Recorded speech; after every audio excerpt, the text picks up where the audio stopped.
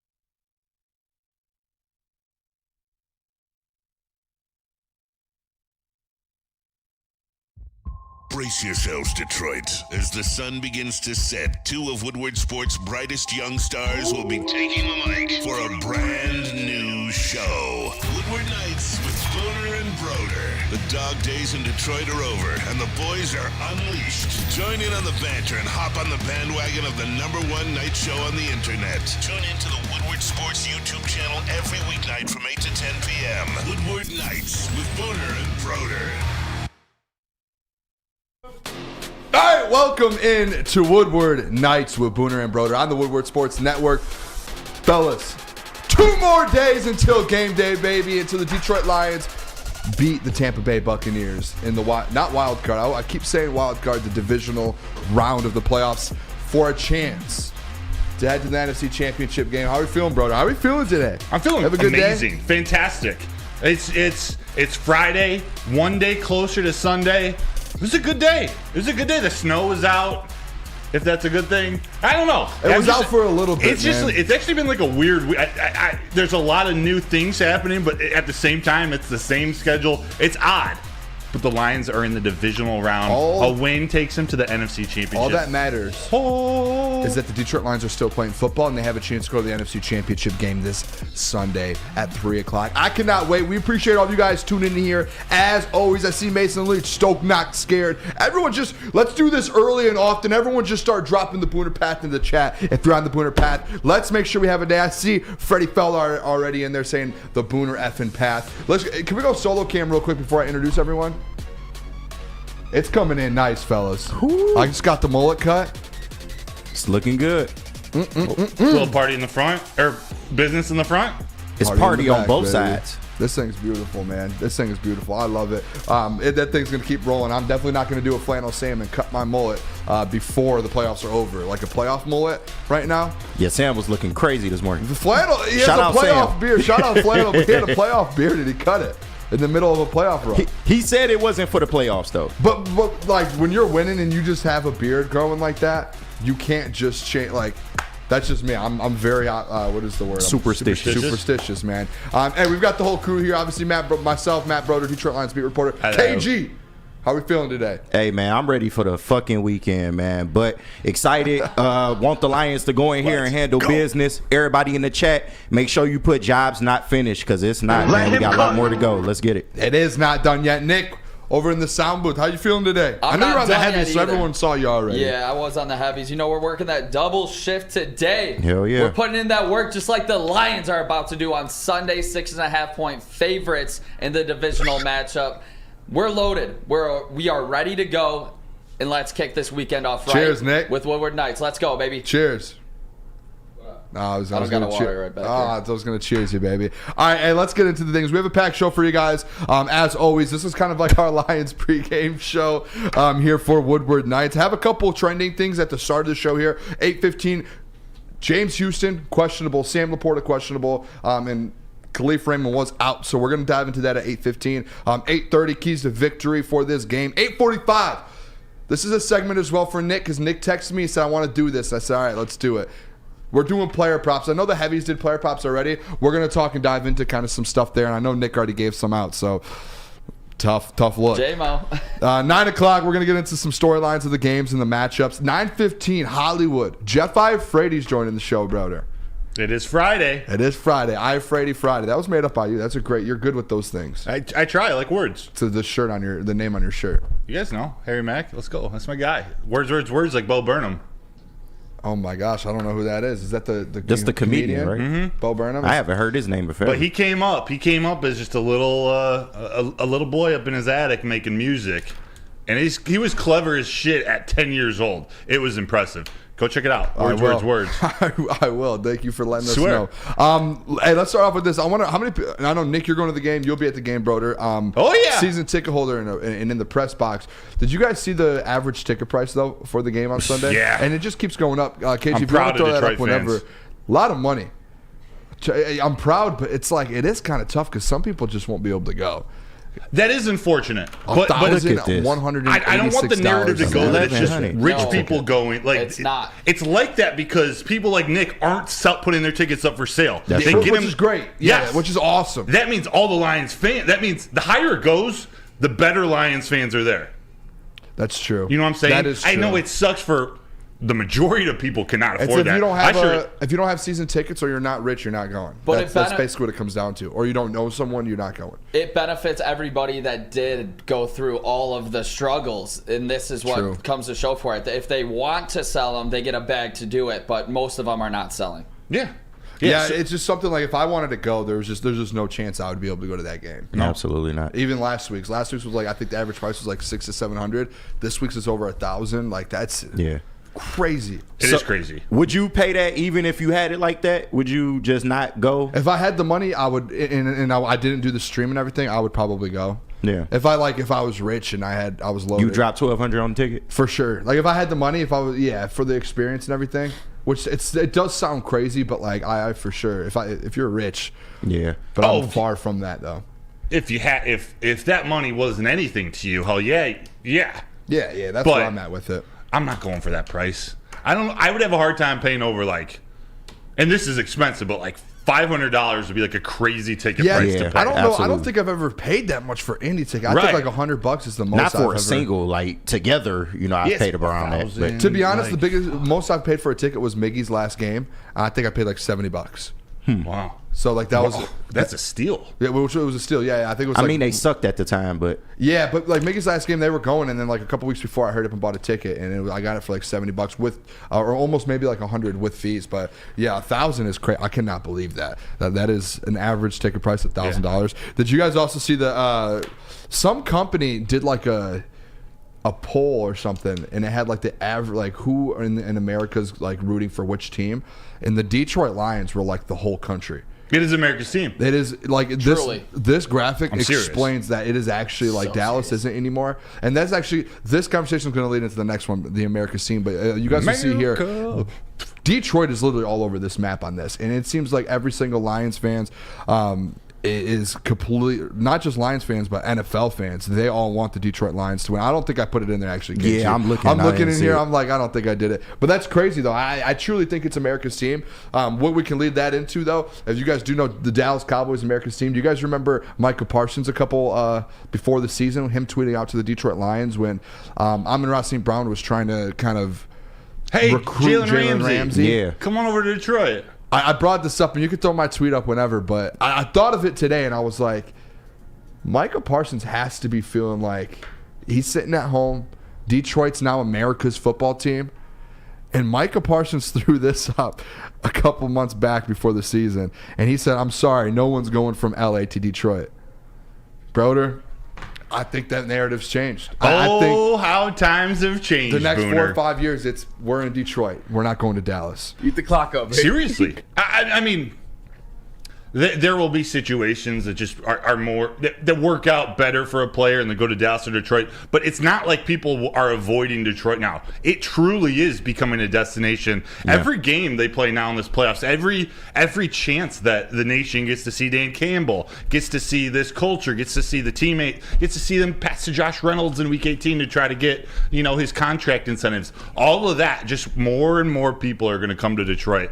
And man, Ford Field, this is just icing on the cake. The stronger that the crowd is this offseason, word spreads. We talk about Baker hearing from players, his teammates, coaches, people are going to want to be here. Yeah, and it's all about Dan Campbell. Yes. Dan Campbell, Brad Holmes. Even I don't know if it was said, there were some clips that went out, or Dan Campbell talking about Brad Holmes and the job he's done. They have to make hard decisions. You have to cut people. But you see, even all the way back onto Hard Knocks, how respected the players getting cut feel from that coaching staff. That all factors into players wanting to go, especially when we're talking a game of football, which at any moment an injury could end your career or worse. So people want to go and maximize. They want to have a team that cares about them. Do you remember, I think a couple of weeks ago we actually did have this conversation. Jared Goff in a practice, I think in the locker room, you were there actually, and he did mention, he was like, what did he say? I think he said something along the terms to where it's like, oh no, it was after the game. He said, if you want to play for a guy like in Detroit, like Dan Campbell's the type of guy you want to play for. There's no one else in this league. Like he pushes you, he lets you be you, and at the same time he holds you accountable for things, and that's what you want. Like you don't want a coach that's gonna try and force things on you and try and make you someone you're not, and a player you're not, or a person you're not, and then at the same time they're gonna try and hold you accountable, and then that relationship's messed up. Jared Goff and that Dan Campbell, the way Dan Campbell's with the players, like it's like just an open book. Like, hey, be you. We're gonna work around you, and we're gonna make you the best player possible. But at the same time, like we're gonna hold you accountable. We want you to be great at the same time. Did you see his embrace? Players love that. Campbell and CD Deuce near the end of that game. Yes. They were like, they genuinely like each other. And CD Deuce is as different from Jared Goff as anyone. They're both as different as Sam Laporta. But you saw Sam Laporta. He told the story on the Rich Eisen show about getting reamed out by Dan Campbell last week in the game. But he said it with so much respect and affection. It's like he wants to be held accountable like that. Yeah. And he doesn't, or I should say, he doesn't mind it because he trusts Dan Campbell. He knows that it's all for a reason. Yep. One of my favorite coaches growing up. So my JV basketball coach freshman year, while I was on the team, I hated his guts. He rode me. Pause. He honestly, I felt like he was singling me out every single practice. It was the hardest practice. He was putting me through the ringer all season. But then when I got moved up to varsity, I was ready. And I thought about that. I was like, oh, that's why he was doing all that. So there's so much that goes into the coaching-player relationship. Seriously, I look back and he's one of my favorite coaches ever now, and I've coached with him. Matt Gump. Hey, Gump. That's my dog. Is he related to Forrest? No, he's not. Okay. He's not. He's a science teacher too. Great guy. I hated him for my freshman season. I swear, I look back and I'm like, this is one of the most important coaches in my life in terms of how he was able. Every relationship with the coach is different. Dan Campbell he's earned so much respect. KG, what you have there? I just wanted to ask, is he the most player-friendly coach in the league? Because I feel like it's going to go a long way to actually bring in free agents here. Just that by him, his ability to lead men alone or bring free agents in. Too, like with that, he's a former player. Like, how many coaches are like former? I guess there are some, but like a former player who has former players on his staff. Like around the NFL, that's been like one of the well-known things is, hey, Detroit has a staff full of former players, and like these are guys that love to play. Like what they've built there is something that no one else in the NFL has been able to do, and the way he's done it, and players love that. To have the culture, to be able to go out there and be you, and to be coached by former players who have done it before, I think like that's like all three things that you want, and some other teams try to do it and they try to attempt it, and they're missing one of those pieces, and Dan Campbell's been able to do all of it. And we've seen it on Hard Knocks. He is so down to earth with his players and just shoots them straight, tells it how it is. And they do practice hard during the week. That is one of the things that he implements. But the players get it. They totally understand. So I do think the players resonate with that, and because it is for their best interest. Love that. All right. Hey, when we come back, let's go to break early here. When we come back, going to talk about, first of all, Ben Johnson and Aaron Glenn. They both have head coaching interviews for the next 48 hours. So we're going to get into that. We're also going to get into the injury report, some updates from some of the guys there. So we're going to start diving into this game here, baby. 2 more days until the Detroit Lions take on and beat the Tampa Bay Buccaneers. I do have that bet going on now, so I may have to wear some Buccaneers gear. When I talked to him after Stephen Che after the bet, he said maybe not have to be a jersey, but you have to get some Bucs gear. So I think Pirate. Nick's idea after the show, you got to dress up like a pirate. We'll go to Party City. There's some funky butt loving for maybe sure. I'll text Bucko Booner. I'll text him and see maybe we can hook that up and we can do that instead. All right, come to Lady Jane's Haircuts for Men for an award-winning haircut experience. Register to win a trip of your dreams and all expenses paid suite for the 2024 NCAA tournament. That is right, no expenses spared for you and 5 of your best buds. That is Lady Jane's Haircuts for Men, open 7 days a week, walk-in anytime. It is wicked awesome. Now, coming to Woodward Sports, Woodward and Main Street, the Woodward Sports Network Detroit Lions show. Let's go! Catch Gabrielle D. Phillips, Matt Broder, and Terry Foster for all the latest news on your Detroit Lions every week. Only on the Woodward Sports Network YouTube channel and woodwardsports.com. Your home is your most important asset. Flexibility in the sales process is key. When you work with Mark White and Associates, you can cancel at any time, for any reason, without penalty. Speaking of flexibility, check this out. Who you work with matters. Hire the best broker in the game.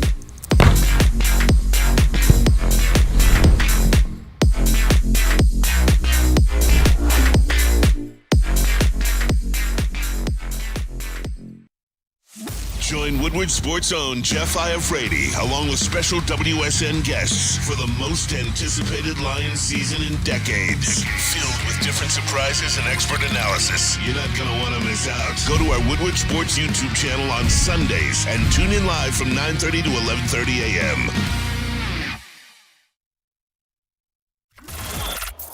Woodward Sports' own Tom Mazaway and Sam Stick Day will be hosting our Lions postgame show after every Lions game all season long. Tune into the Woodward Sports YouTube channel for his hot off the press takes, game analysis, and Kool-Aid sipping celebrations.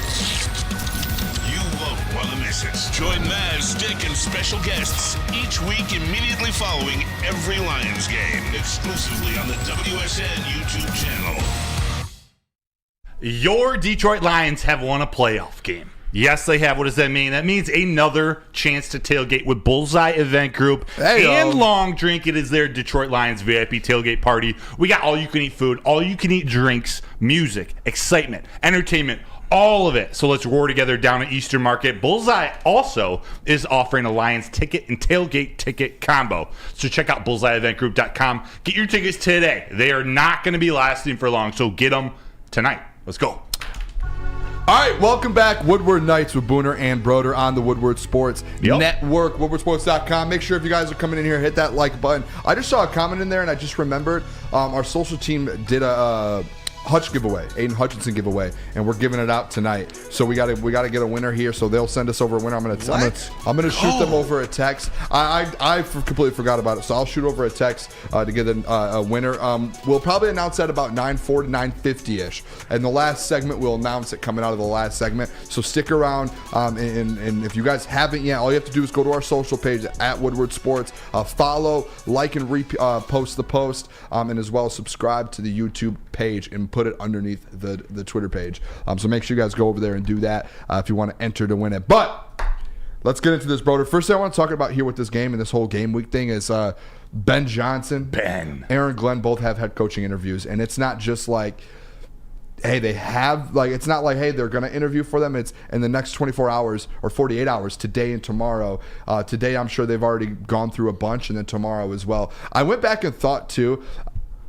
I don't like it. When we were sitting on the stream on Sunday, the first time Ben Johnson got put on the TV, and it was like a close-up picture of him, and I didn't think of anything or nothing. All I did was this is all that happened, is his face popped up, his eyes were black around his eyes, and I went, he looks tired. And I don't know if it was like his eye, like I don't know if it was like the angle or maybe it wasn't like super black eyes. It just, someone's like eyes are like a little dark. There you go. Like, he looked tired, and I was like, and I said that on the stream. I was like, Ben Johnson looks like he's been up all night, and I'm like, so the first thing I thought of was he was just really preparing for the Rams. And now I got into the week and I started, wait a second. That man has probably been up 24 hours preparing for interviews for the Rams, the Bucs now, which is it's such a bad hit. And typically, like, dude, if you're a head coach in the NFL, you should be rewarded for being, in these kind of names to get a head coaching position. If your team's having success, a chance at a Super Bowl, a chance at an NFC Championship game, you should be rewarded. And it hurts them. It hurts your chance to get a head coaching job. Dan Campbell actually spoke about it here today. If you guys were kind of a little bit worried about the process of it, I was worried that they were going to have to go through a full interview process. Dan Campbell did kind of break down and say, hey, listen, they're not going to sit there and go in there with all these teams prepare. Like, they're going to go in there and be them.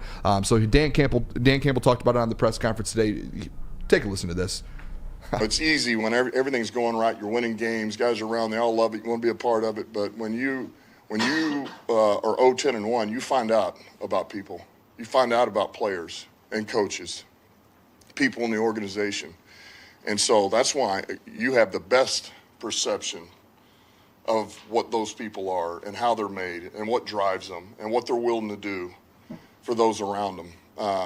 It's a much better viewpoint and look at people than when everything's going great. You got 12 wins, you're blah, blah, blah. So he's one of those guys. I know exactly what he is when it's at its worst, and I'll take that guy any day. Any day. Any day, I'll take that guy. I think it's playing in the background muted now, but I thought maybe there was more. I couldn't remember. But no, you guys heard him. Like, and the thing is they're. I love that man. Oh yeah. Yeah.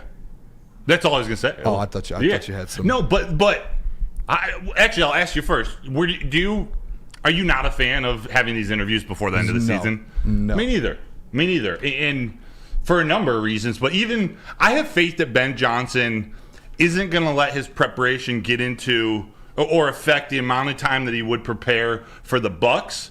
But and he even said in his interview, it's taken out of his family time. I don't want it to be taken out of his family time or his sleep time or anything. I want you to be thinking Bucs. I want you to get rested. I want you to be happy. I want your family to be happy. I just want it to be a normal week. And the fact that that's to happen, before the biggest game of the season, that's tough. That's tough. Yeah, no, I 100% I agree with you on that. I don't like at the end of the day, he can't give 100% to this game now because of that. And Dan's mentioned multiple times that like they just need to go into these interviews and be them. Like they don't need to go in there and super prepare. Like I think AG said it as well. He was like, I've played football my whole life. I've coached football for a long time now. I don't need to go in there and have the X's and O's. Like if they ask me a question, I can do that. It just comes down to, hey, if they like me or they don't like me. If they like me, then they're going to hire me. But if they like the person, like I'm going to go in there and be me. I'm not going to, which is good. Like maybe they aren't preparing as much as we believe they are. And maybe the only time they're taken out of it is literally the interview. Whether it's like an hour or two interview, maybe they just have a little gap that, hey, instead of, that does take time out of watching Bucs film. Even if they say that, though, you think Ben Johnson and Aaron Glenn are guys that aren't going to prepare for now, an let interview? me ask you this Not then. a Let me throw this to you. You don't think those two guys have already been prepared for this week for the last 12 months? Yeah, they're prepared. They've had, I'm sure, binders and things ready to go since last offseason, knowing very well, like, hey, I might have this opportunity at the end of the year. I need to be ready. Dan said it in his thing today that, hey, when they asked him about picking a new OC and a new DC, and he said, that's something I do in the offseason. He said, last offseason, I've had those conversations, and we talked about stuff like that last offseason on maybe who's next up or who's this. And he was like, but when the season came around, those conversations got pushed to the side. We're all about winning football games. So I'm sure these guys, Ben and AG, I'm sure they've been prepared since 12 months ago in the offseason, ready to go, because they knew that this is it's gonna come up. It's one of the biggest parts of their career. Yeah. up to date is becoming. This is their a head dream coach. job. Yes, a head coach in the NFL. Only They're 32 not, jobs in the world. They're not showing up, 32. to the studio 5 minutes before the show and just turning it on. They're preparing or.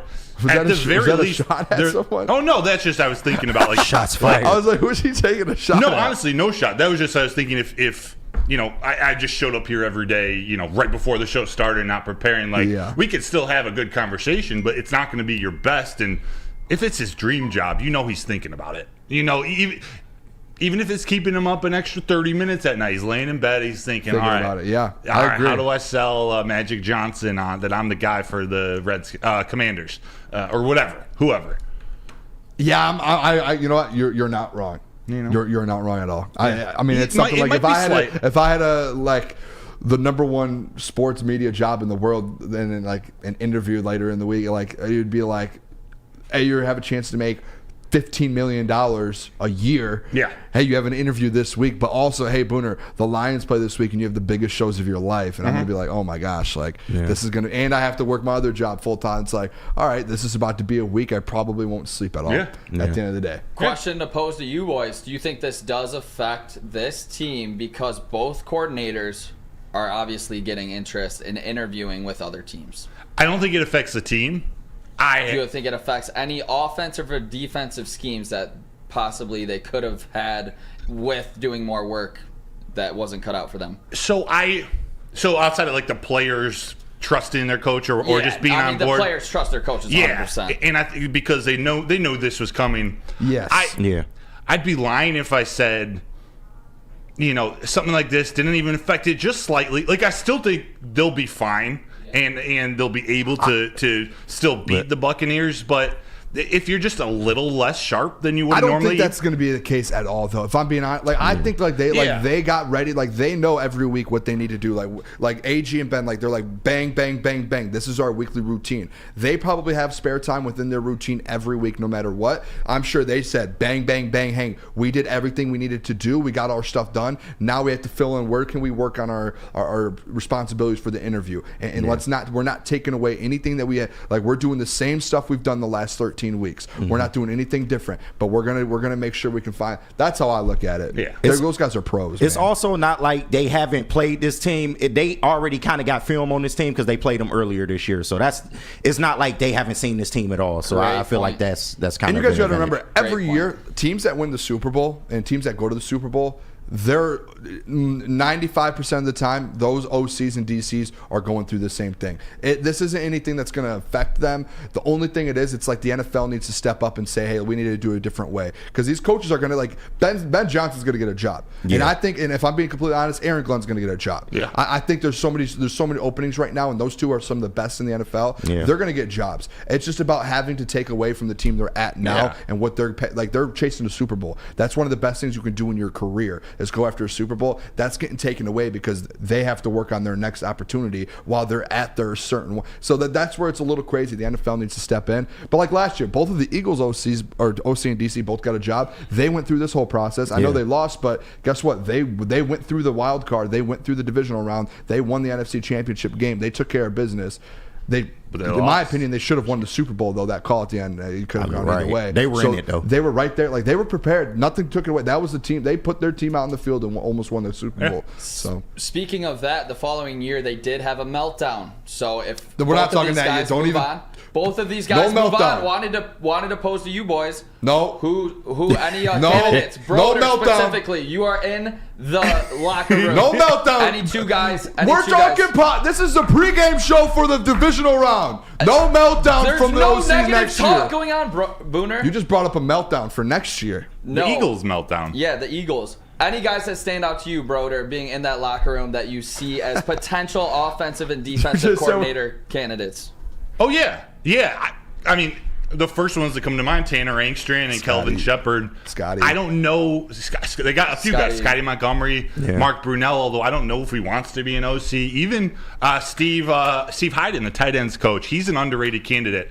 Tanner Angstrom is probably the number one option. I don't know if he's going to be ready next year. I'd like to think he is, and I feel like he's being groomed for that role, but I don't know. I think Tanner. I'm kind of with you. You did text me a couple weeks ago, and we watched some of these interviews, and I went back when you texted me and it said, "Hey, I don't like." Tanner might have to wait a year or two. We were having that conversation. When is the right time for a guy? When is he ready? Because when you're an OC and stuff, you see Ben and AG. They're standing up in front of the press. They have to talk more than usually do. These player coach or these positional coaches once every month, if that, and you get to kind of see how they are. But like I went back and watched Ben Johnson's first couple press conferences as OC, and not even then, but before when he was where was he? Passing game coordinator, tight ends coach. When he did that before, and I went back and watched, and he was kind of like Tanner was now, where he was a little more like not outgoing, not like go get it. Like he was kind of like sit back, question comes, a little more quiet, answer it, move on, answer it. But he's gotten confident, and like that was something that Ben had to deal with. If you got like. And that's the thing. Like I've gotten the argument with Easy, where it was like, no, Ben came in and he instantly came in and instantly was Ben Johnson. Like, 0% chance. Go watch some of his old press conferences. Like he wasn't as confident before when he started. I'm sure Dan Campbell that last or 2 years ago when they were 0-10-1 and Ben kind of helped a little bit take over. Dan had a lot of say in all that. And then last year the 1-6, I know Ben had full thing and they kind of him and Goff kind of had that little revamp of the offense. Dan probably helped Ben Johnson out a ton. Oh, yeah. So whoever takes over next, whether it's Tanner or Scotty on this offensive side, Dan's going to have a lot of say, and he's going to groom these guys like that, because at the end of the day, everyone's like, yes, there's like Sean McVay and all these people. At some point, they were positional coaches, and they had to go kind of learn, and then it's just not Ben didn't just hop in and go, oh, I'm one of the best OCs in the NFL. There was struggles, and that's why I said next year there's going to be a little growing pains, but once you get down with it, you're good. Yeah. KG? I just got a question. Do you think they go outside the building at all for hires? Because there will be options, at least on the defensive side of the ball. Offensive, I'm kind of still iffy on. But do you think they go out of the building for I'll throw anybody? it out there. I think they go out for at least one of them. I think they do. I can get down with that sickness. I do think. I think if there's a guy, I'm trying to think of his name. That resides in Ann Arbor.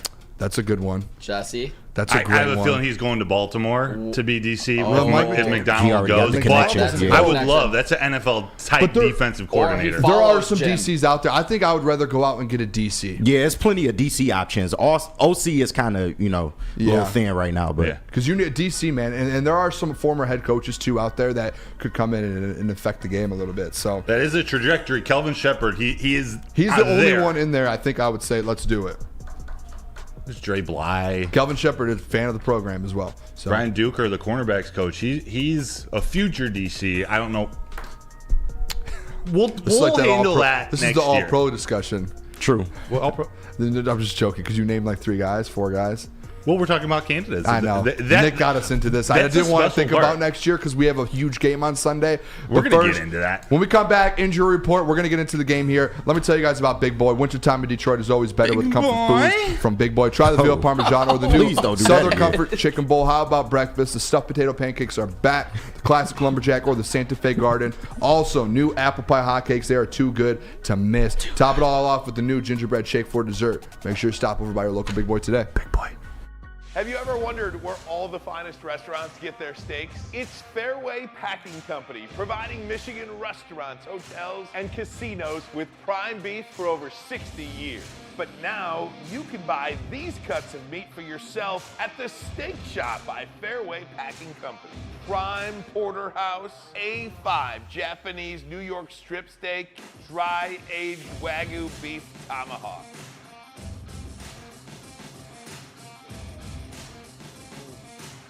Delicious. Get to the Steak Shop today. Enjoy fine wine, have a private party, and get the finest cuts of meat anywhere. The Steak Shop on Mack Avenue in Grosse Pointe Woods, or order online, fairwaypacking.com. At Planet Fitness, you can get energy without the judgment. Hi, can you help me with this? You don't know how to use it? This is better. Join now through January 19th for just 24 cents down, $10 a month. Never intimidating, always free fitness training and equipment for every workout. Join today during the Big Fitness Energy Sale for 24 cents down, $10 a month. Cancel anytime. Deal extended through January 19th. Over 50 Metro Detroit locations.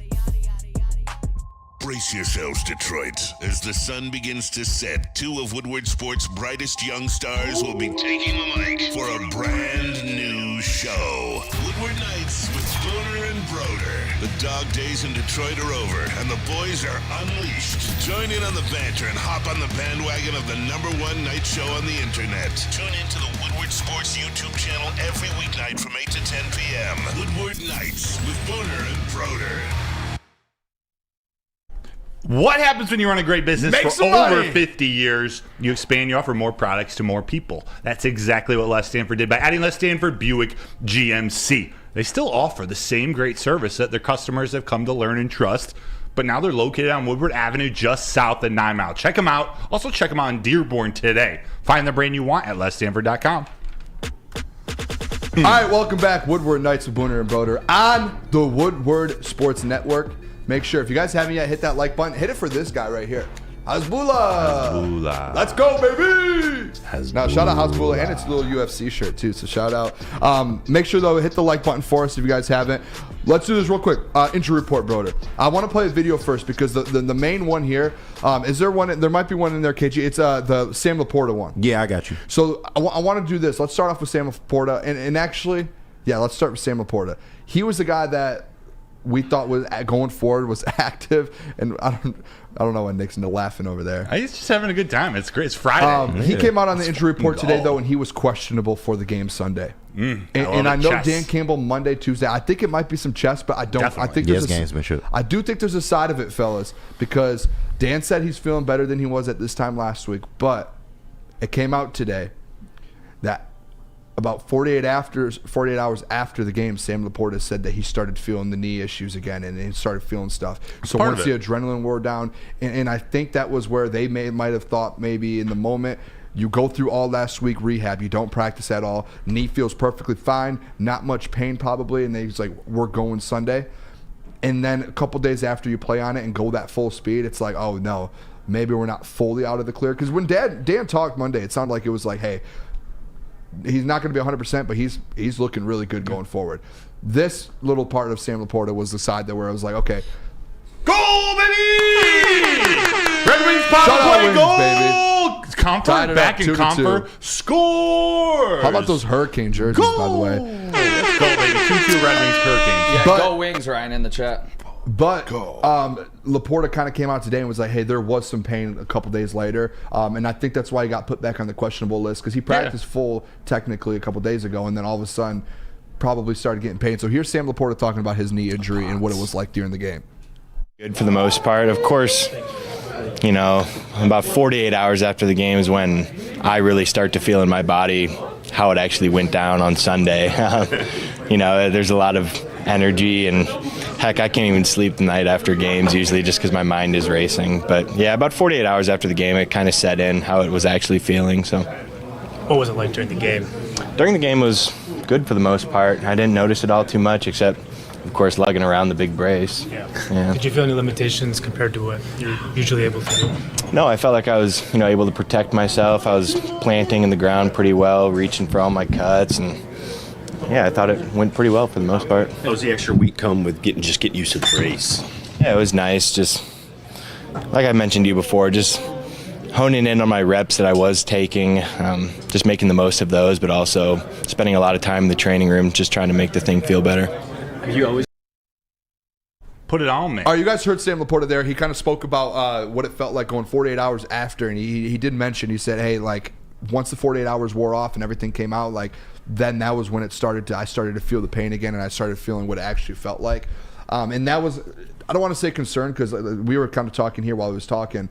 I don't want to say it's concern that he's not going to play or anything. I think he 100% plays. He's not going to be at 100%, and I want to make it clear, too, to some people that at least me, and I had this feeling, is that I felt like he was going to kind of, that percentage of where he was at, say last week he was at 70%, I thought it was going to get up to like an 85 heading into this week. Doesn't seem, in my opinion, what he just said doesn't seem to be the case. Seems like, hey, maybe it's going to another back-to-back week of him being at 70%. Because, like, if you do look at it, we're going to go over the betting lines in a little bit. Last week, I think he was at like 30-something. This week, he's over 40. So, like, they feel like he's going to have more of an impact with that knee and it's healed up. I just don't think that's going to be the case based off what he said. Yeah, it kind of all depends on how you interpreted Dan Campbell on Monday. I sort of felt the optimism that he was showing. It seemed like Sam Laporta was going to be near 100%. So when I hear this, I think, which is kind of what I assumed, I think maybe his 90% or 85, like you said. I don't think it's something crazy to It's worry not bad. about. He's an all-pro player. If you get an all-pro tight end at 85%, exactly, that's great. And maybe it had to do with, a Rams player diving at his knee along the sideline of that game. Not many people are talking about that one. Broder loves to take shots, man. We got all these Rams clowns calling Kirby dirty, but they literally, I forget who the player was, taking shots at Laporte. Same exact tackle. Clean tackle. Not a flag on that either. I agree. No, I agree. Yeah, so I'm with you. There's a little passive aggression towards that. That was just.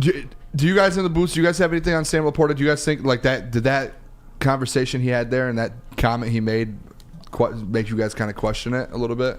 Yeah, to me personally, I'm a little worried because he kind of said it, and 48 hours later, and I'm like, so it's kind of lingering. And if it's lingering, that kind of makes me think we didn't want to talk about future, but is there like actual damage that was maybe done here? Dan did address that last week. He said someone asked him about that, and he did say, like, I promise you guys, like, if there was anything for the future, or if it takes him out longer, that's something I would tell the guys, you are not going. That's like a hard, like Dan Campbell says, we are not doing that. Thank God. That you don't have to worry. I think it's just the bone bruise, like it hasn't been able to heal. So right, and a hyperextension it's going to linger. It's just part of the game at this point. So yeah, second team All-Pro as a tight end. That's not a guy that we can injure like for future seasons to come. I know this is all in right now, but that is going to be one of the biggest keys to our offense for the next 10 years. Yeah. My only concern, honestly, when I heard it, I don't know if it's concern, but having him healthy was like the one of the difference makers. He was questionable in the first game where they played, and Levante David pretty much locked him up. He had a couple catches, 30-some yards, but he wasn't himself. So I thought, oh, man, a healthy Sam Laporta among all the other guys coming back was going to be huge. So maybe he doesn't have that massive game catching the ball, but they're going to get him ready. They need to run the ball against this team, and that's what they rely on him the most. As much as we like to think how clutch he is catching the ball, for the extent of the game, they need him to be able to block. But as well as his yak yards after catch, man, is like you get a yak, don't come back. That's a big part. Just a fan said he won't be 100% until next season. It's a bone bruise, takes a long time to heal.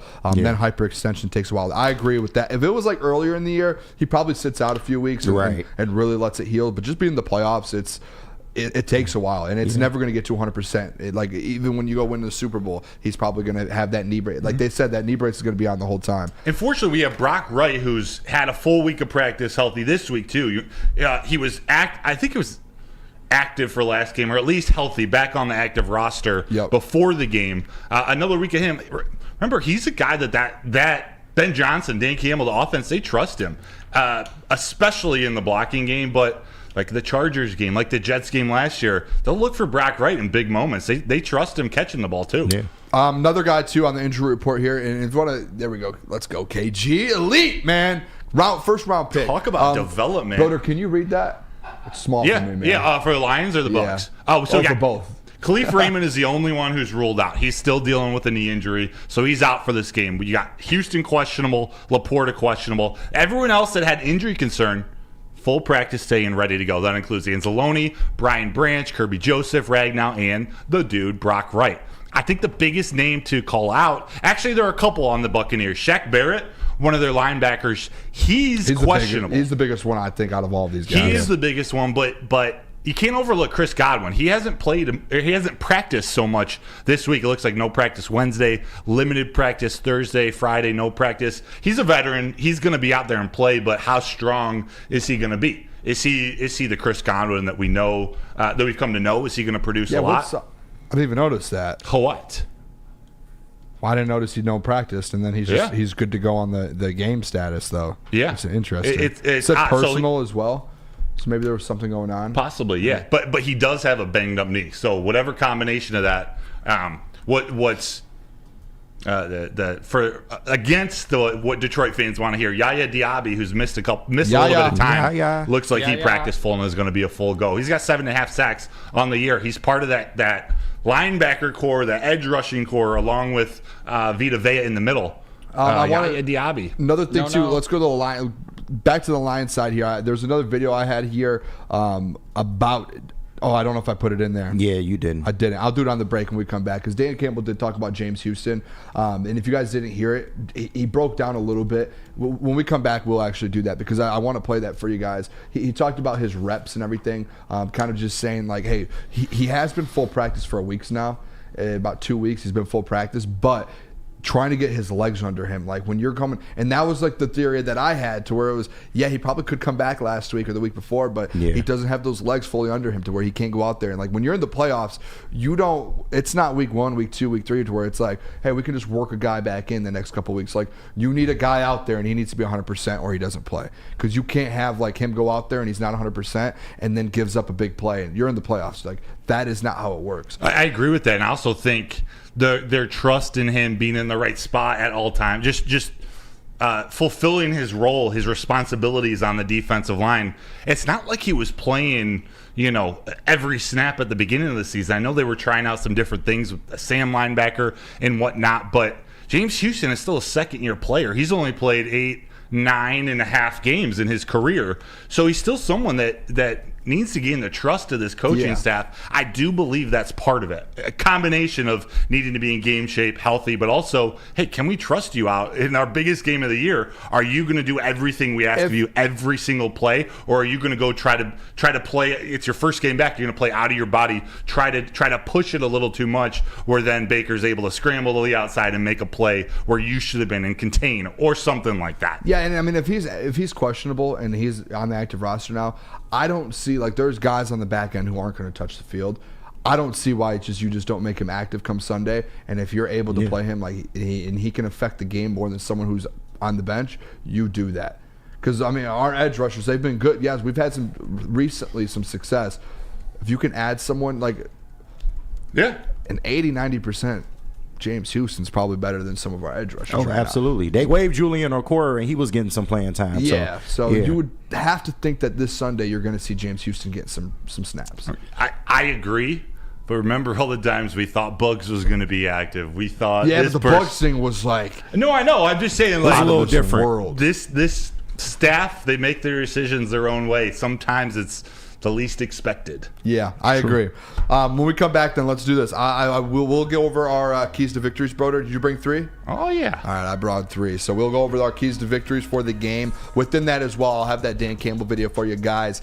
But, Broder, tell us about Dispo. Oh, you mean James Houston getting lifted to the active roster? Yup, Experience Dispo Dispensary, a team that curates an unbelievable atmosphere. How about this? Dispo is now giving out 2 tickets plus hotel and flight accommodations to this year's Super Bowl in Las Vegas. So go on Dispo's Instagram page, that's at dispo.michigan, and follow the directions on the pinned post.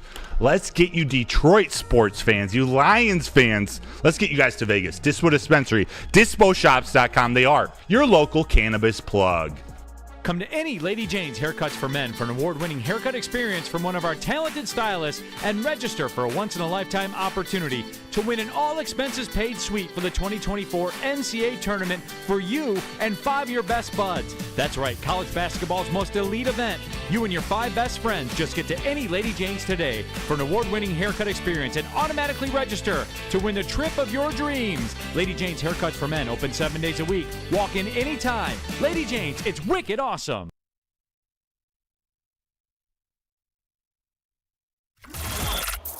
Woodward Sports' own Tom Mazaway and Sam Stick Day will be hosting our Lions postgame show after every Lions game all season long. Tune into the Woodward Sports YouTube channel for his hot-off-the-press takes, game analysis, and Kool-Aid sipping celebrations. You won't want to miss it. Join Maz, Stick, and special guests each week immediately following every Lions game, exclusively on the WSN YouTube channel. At work and at home, we're there with smarter security solutions. Featuring complete automation with customized alerts and more. For over 90 years, we've been the company that's been counted on to protect what matters most, all with personalized service and care. Right now, for a limited time, receive a free video device plus free installation with a new home system. Guardian Alarm. We protect Michigan. Chick wings, baby. Give me some wings, man. It is Hamlin Pub. Have you ever wanted a pub where you are a regular? We have just a place for you. Head over to one of Hamlin Pub's 7 locations. The experience where everyone is a regular. Whether you're enjoying half-off pizza or game day specials available during all sports in Michigan sports and NFL games, Hamlin Pub is the place to be. Visit a location today and experience where your new pub for all things sports. Pub! All right, welcome back to Woodward Nights with Booner and Broder on the Woodward Sports Network. Sorry for the little during the reads, Broder just stares at me. Yeah. He just looks at me the whole time. I was studying you. I was making sure. I was seeing how you enunciate, how you change tone and I started laughing, volume. so I couldn't. Hey, do I do a good job doing that? Fantastic. All right, cool. Best in the business, Boom. I'm still they only learning. knew what I had to deal with while I'm getting my reads Slowly done. learning. I've learned there's a lot of people in this business who have like gone to school for it and they learn how to like actually talk and stuff. Never did that. Enunciate. So, yeah, like doing all that stuff. Like I've heard of like classes and stuff that people have taken. I have no clue any of that. I've never gone to school for it. I went to school. I have a business degree from Saginaw Valley State. You're not just a business general man. business. You're a business man. I just got a like TikTok on like how to enunciate. So I think it's directing it at me. I was like, okay, well, whatever. No, it's true. We're gonna go with it. That's what I need to improve. Like that's what I consciously think about. Sometimes if I'm just I mumble a little bit and it's not as clear. I gotta slow down, talk a little bit clear, take a breath. Yeah, but you guys know me. I'm just Booner. So like to me, it's just I just talk. Like I just like if I mess Sound up. great, Boone. Yeah, if I mess up, it's just hey, you got what you got. You got a good natural cadence though, so it works for you. Thank you. I did get a compliment from Johnny Kane. Said talking about the show. He said, "Hey, you've got a great voice for it." And if a guy like him is telling you, "Hey, Booner, you've got a great voice," there you go. Harry Mash, freestyle rapper. He learned a lot of his timing and his rhythm and his enunciation from being a drummer. Like he started as a classical drummer and then a jazz drummer. That's how he came up learning music, and then he was turned into a freestyle rapper, and he's the best of all time, literally, guys. Perfect. All right, let's get into this then. Our keys to victory. Make sure you as well hit that like button for us if you guys can. Let's get into our keys to victory, Broder. You brought 3, I brought 3, and then when we get to the end of it, we'll have the fellas kind of see what we missed, or if there was something we missed or something they liked. I'll let you go first because I know everyone knows what my number one is always. I'll let you go first though with yours. Yeah, I'm going to keep it simple. I'm going to say be balanced. They need to establish a run game, and they need to just keep doing what they're doing in the pass game. I worry about them if they're not able to do one of those, and really what I mean is if they're not able to run the ball, how will Jared Goff in this offense react to the pressure from knowing they're going to be passing the ball like in the first game, but this defense is playing different. They're confident. They're ready to go. So if they're able to blitz confidently, Todd Bowles is able to scheme up a plan to get them off balance. That's where I worried. We know if Jared Goff has time, I'm really not worried about that offense at all. So avoiding that pressure is done by establishing the run game. Set up that play action. Let that middle of the field be open. Establish the run? Yeah. So that was one of mine here is establish the run, and I'm 100% with you on that. I think it's the biggest thing is one thing that this defense, and what we talked about the last 2 weeks with the Lions defense is trying to take one of the offense's dimensions out, like take Kyren Williams out, and let the wide receivers beat you. Take someone out of the game. They're going to try and do that with your run game, I think. And I know we had Stephen Che on yesterday who said he doesn't, maybe they won't do that with the run game because I don't think they can. I think that if the Detroit Lions establish the run and Jahmyr Gibbs and David Montgomery go out there and they combine for almost 200 yards or 175 yards, whatever it is that they've done in the past, I don't think they can even come close to winning this football game because that sets play action up. Then you have to really start focusing on the run game. Then you're falling behind, and those guys start to get a rhythm. Your offensive line gets a rhythm. I think the Detroit Lions need to establish the run game. You have to do it. You have to go out there early. And to be honest, if I'm going to be completely honest with you guys, love Jahmyr Gibbs. I think he's going to be a top 5 back next year. Give the ball to D-Mont to start the game. Yeah, I'm not mad at that. Yes, just let him hammer. That's just let D-Mont go get 5, 6, 7 yards. Jahmyr did struggle last week with the run as much as he can run the ball. Yeah. Let him go in the pass game, but let D-Mont just hammer the ball. Let him go get 120 something yards. Let him go dominate on Sunday. I think if he dominates, they win this game. Yeah, just like the first drive against the Rams, first play of the game, 11-yard tough run from David Montgomery. I like that one. Number two. Real quick, shout out to John F. Lord's nephew, Silas. Happy 8th birthday, man. Happy birthday. Hope you have a good one. Shout out. Let's go. Number two for me, the number 2 key to victory, continue to win in the red zone. This was the difference maker in the St. Louis Rams game. Let him cook. They got to be good in the red zone. I think the Buccaneers will be able to move the ball. They're going to be able to move it a little bit, especially with that wide receiver crew. The key is not letting them get 7 points. Contain them. Keep them to field goals. Let McLaughlin kick a couple. If you can do that, I'm confident that this offense is going to score points. So if they take care of business in the red zone, which I think they can, I think it's going to be a good outcome. Yeah, and you know what? Both sides of the ball win the red zone battle. Both sides of the ball, right? Like on offense, finish when you're in the red zone, and on defensive side, get those stops. That's where I'm at with it. It's on both sides of the ball. Like that's who wins. Lions have done that the last couple of weeks. That's why they've been winning football games, is because the defense has gotten stops in the red zone and forced field. That's that bend don't break, KG, that we talk about all the time. Yeah. It's that red zone defense has stepped up. And on offense, if you can finish in the red zone, if the money badger can somehow get you some points as well in the red zone, you're living. You're living. My other one here I have here, and this is going to be the cliche Booner every single week. I'm going to talk to you guys straight in the eyes and tell you this, is you go out there, you win this football game, especially in the playoffs, the turnover battle. And when I always say this, I say the turnover battle, it's not just, hey, well, I want to see CJ go get an interception. I want to see Hutch get a strip sack. No, I want to see Jared Goff take care of the rock. If you're going to get sacked, Vita Vea, if he gets to you, Kalijah Kancey, if these guys get to you, tuck the ball. Do not hang on to that thing for your life. No sack fumbles. Do not give up the rock at all. I know he only has 2 this year. We don't want one in the playoffs. And number 2, no interceptions. Yeah. Take care of the rock. And he's done a good job. Jared has the last couple of weeks doing it. But you have to take care of the rock, especially versus a team like this who's going to try and find when you're a 6-point favorite. Underdogs, they try and find everything to get in the game.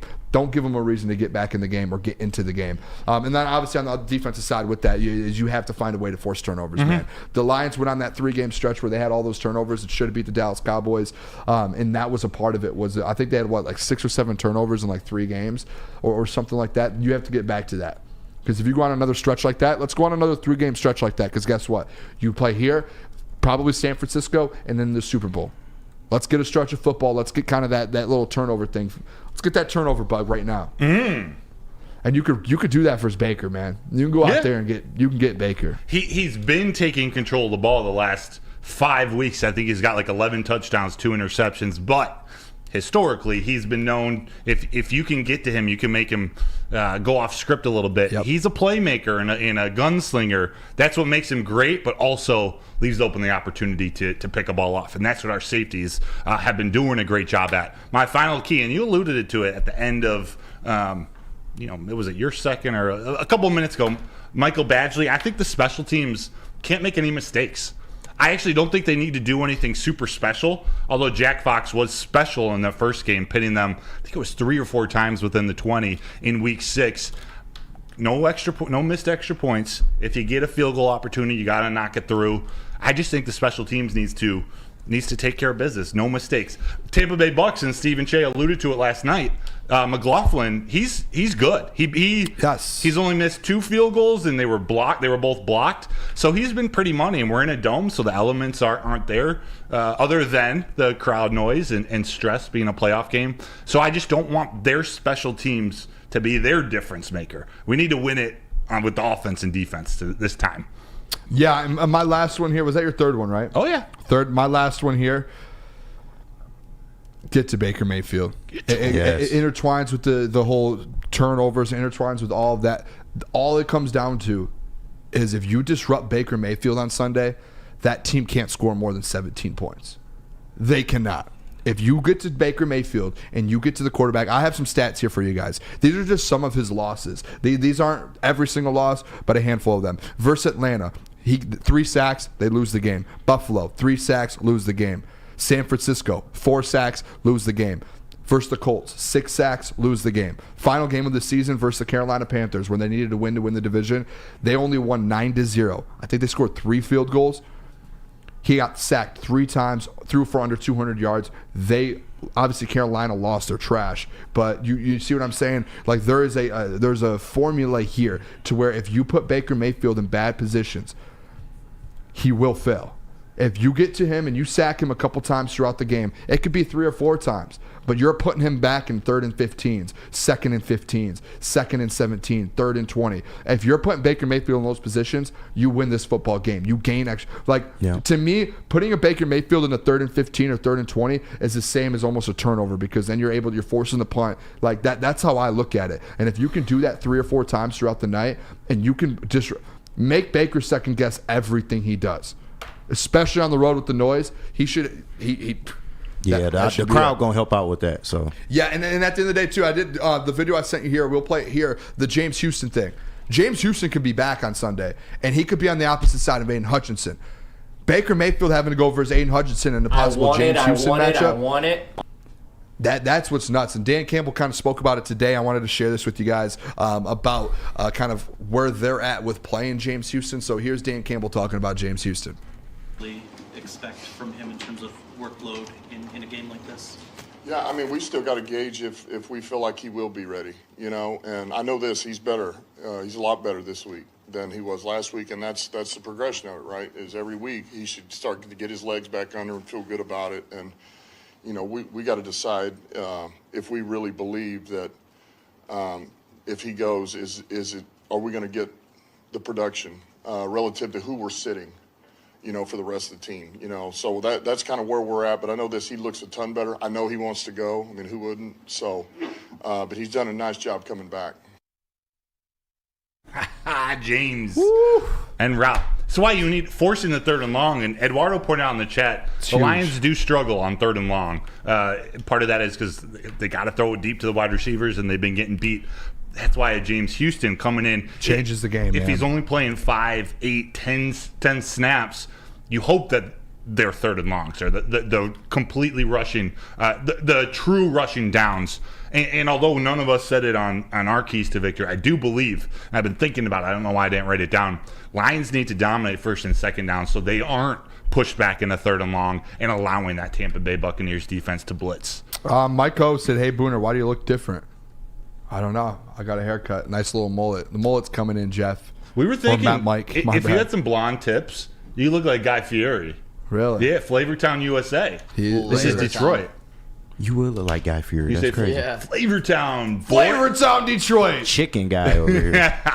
Yeah, you guys aren't helping the case. By the way. You guys aren't helping the case for me keeping the mullet, by the way. That doesn't help it at all. You got to keep it. Well, you have to now. Until after the Super Bowl, I will. Bitches love the mullet. Broder, like you alluded to right there, it's Allude, yeah. Oh my God. You can't listen to me. You just got to keep talking. Exactly. My bad. Jahmyr Gibbs versus pressure, because he's going to be back there on 3rd downs, because we know how he can escape from the backfield with some big 3rd down catches. Yes. I think we'll keep him in for some of those blitz packages that we will be seeing. So I need Gibbs to step up and pass pro in this game to make Jared Goff be able to step up in the pocket and deliver the ball. That's a good point. One of the most underrated points, or maybe under-discussed points, in that first game, they were missing both the running backs for the majority of the game, and they didn't rush for many yards. But Craig Reynolds has long been known as, if not their best pass blocking running back, one of the best. That has to play a factor in the run game. So whether it's Craig Reynolds or Jahmyr Gibbs, David Montgomery, they got to have a big pass pro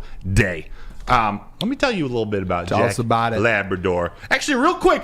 Ding, ding, ding. Answer 14, my guy. Lions dominate on 3. 1, 2, 3. Dominate. Appreciate the $20 to answer 14. You are the dude. Legend. But guess what? These guys, RIP to the same old Lions. Big thanks to Sheila Hamp, Brad Holmes, and Dan Campbell for putting them to rest. And guess what else has found the grave? What? The same old rock, paper, scissors. Jack Labrador has revolutionized that tired game that they used at the beginning of XFL games with 2 new symbols and a franchise-changing 3-point play. Discover the action at jacklabrador.gg now and find out why. Once you go Jack, you never go back.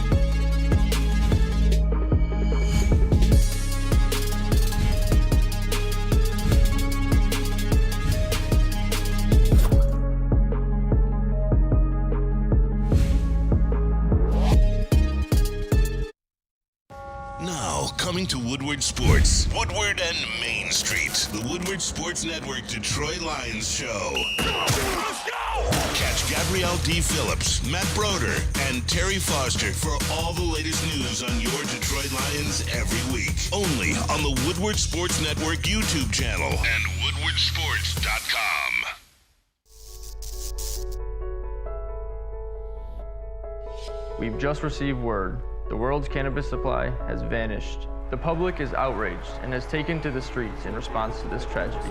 The individual responsible acted alone, and we can only hope they will make things right soon.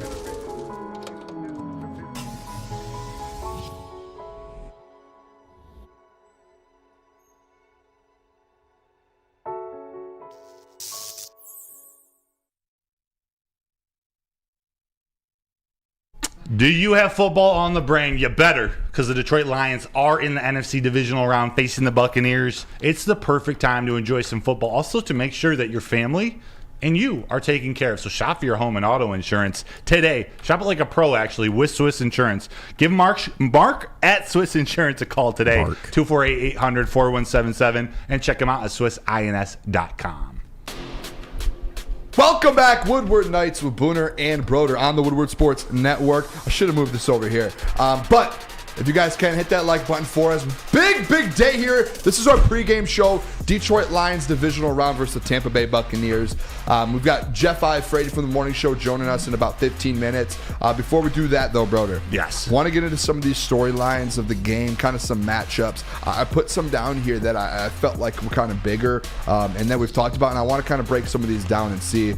To be honest, I just want to see where we all feel on these and if the Lions have the advantage in these storylines. Because I know last week, nothing really tops the Los Angeles Rams coming in, haven't won a playoff game in 30-something years. Matthew Stafford coming back to Detroit. Like, that storyline was like an all-time, like, we've talked about that. I'm still convinced, and you won't tell me whether or not they were there. I'm still convinced there was like a million cameras following everyone around in Allen Park, and there was 30 for 30s going on, and like all of the documentaries. Netflix, I bet, was there. Like, everything I feel like was there. Hey, wasn't it? Oh, maybe it wasn't. I think that's for next year. What? Was it announced the new quarterback show? Oh, is it including the wide receivers? Was it Amon-Ra St. Brown going to be on it? Yeah, I think so. I saw that on Twitter one day, and I was like... Yeah, we went through it. You can't say anything about it. Oh, okay. No, we can't. You guys talk, speculate away. That was very well known. I can't control my emotions, so just keep talking, and maybe you'll learn something. So I wonder if St. Brown is on this Netflix show, Booner. Yeah, Broder. Stone face. All right, I guess not. That was on Twitter, so I wanted to... Yeah, it was. It was all over Twitter that St. Brown was like potentially on it. I would love to know if everyone was doing that. But storylines for this game, though.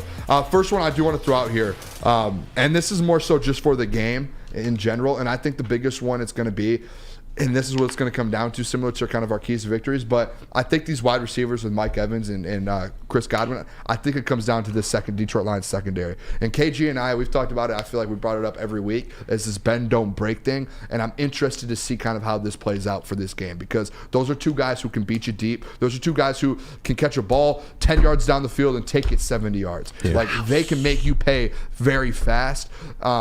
And I know Puka Nacua from last week. I know Cooper Kupp. But Chris Godwin and Mike Evans, man, like, Mike Evans is a dog. Like, he has been this in the league for a long time. Last week was a rookie. CeeDee Lamb, what he did to you, he's a first-team All-Pro. Cut you up. So I'm interested to see, does AG have a plan for it? Is that bend, don't break? Like, are they going to be able to get the stops, or is it going to be a high-scoring game? Yeah, they gonna have to do something, man, because I mean, it's not as daunting to me as Puka and Cooper Kupp was, but that's still a good wide receiver tandem. I mean, Mike Evans, he's a walking big play. We know this. They got to do something, whether it's shell coverage, more double teams. They got to figure something out, because I am of the thought that you can't keep giving up such big games to these receivers. Now, you might not be able to stop him, but you got to limit them to some extent, you know. But thankfully, they've been playing good in the red zone, so we'll see where it goes. But hopefully, AG has a plan. What brings me optimism about it is that that this secondary, especially the safeties, the entire secondary, they're battle tested now. Like they've experienced a couple weeks in a row of kind of getting beat up by number one receivers. Not that that's a good thing. Not that they're content with that, but that they know how to come back from that. They know how to deal with that. We've seen some big second halves out of them. We've seen them, let big plays happen as long as it doesn't get in the end zone. They've showed up in the red zone. So they're and this kind of ties into the bigger CD Deuce conversation of having someone on that team to keep them motivated, make sure they have a short memory. All right, he blew by you on that last play. Forget about it. We got to stop him now. That's what having a voice like that in the back of the secondary does. So that gives me optimism that even if Mike Evans has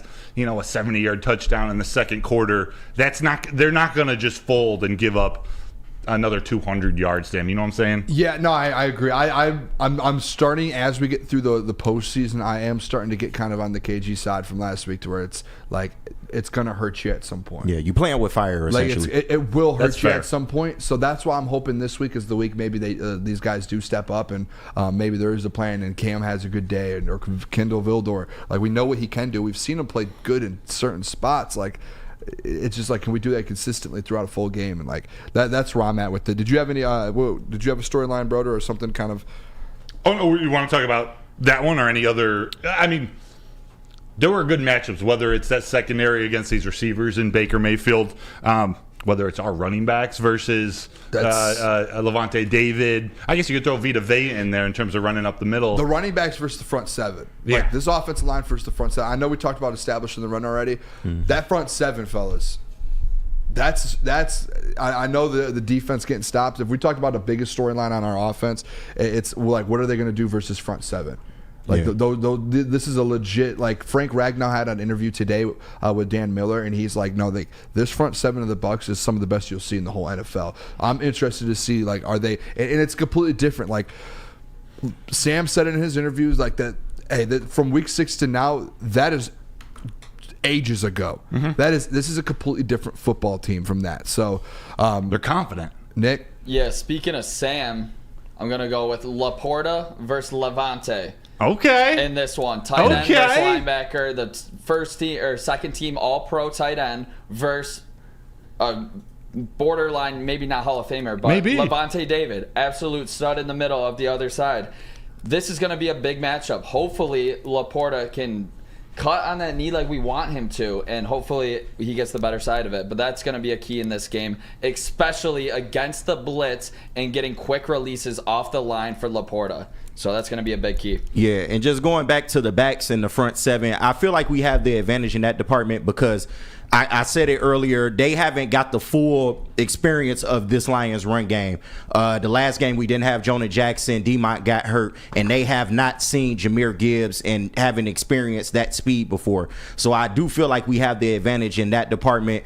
I expect the running game to be so much better this time around. But it's definitely going to be key, especially with Vita Vea eating up a lot of space in the middle. I'm interested to see how they do some of those inside zone runs and things of that nature. But you know who is the starting right guard in Week 6 for the Lions? Who? Colby Sorsdale? Yeah.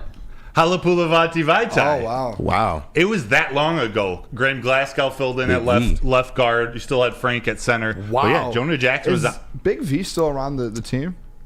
I think he's technically on IR, and I don't believe he hasn't been around the locker room. Usually they go rehab at home, or I don't know.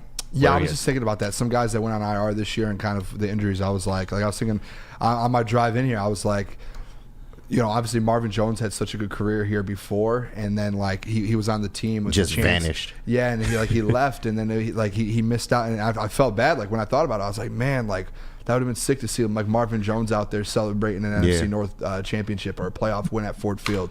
I just saw, I was driving in and I was like, man, Marv, like the fan base loved him, man. Oh yeah, dude, great, much dude. respect to him. Oh, Marv's awesome, dude, man. That's why kind of when I thought of it, I was like kind of like damn, man, like he definitely deserved to enjoy that. We should try to get him on the show next week if the Lions move on to the next round. Sure he would. Yeah, how cool that, just a perspective from him, and he's a friend of the network, so he might maybe we can convince him to do that. But no, he's out there. I think he's in California with his family. He's from Florida.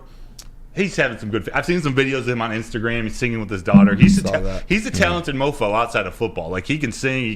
He's gonna be something. He's gonna be a personality somewhere. So we're wishing him the best. KG. Yeah, I don't mean to get off topic, but I just had a quick question because I've been seeing this kind of on like the national media shows and stuff of that nature. Which quarterback do you think has the better story this far into the season? Is it Baker or is it Goff? Like this season story? And I know it might be kind of biased, but who do you think has the better story as of right now? As a career? What? No, just this season. No, because this season. You know what? I'll go first.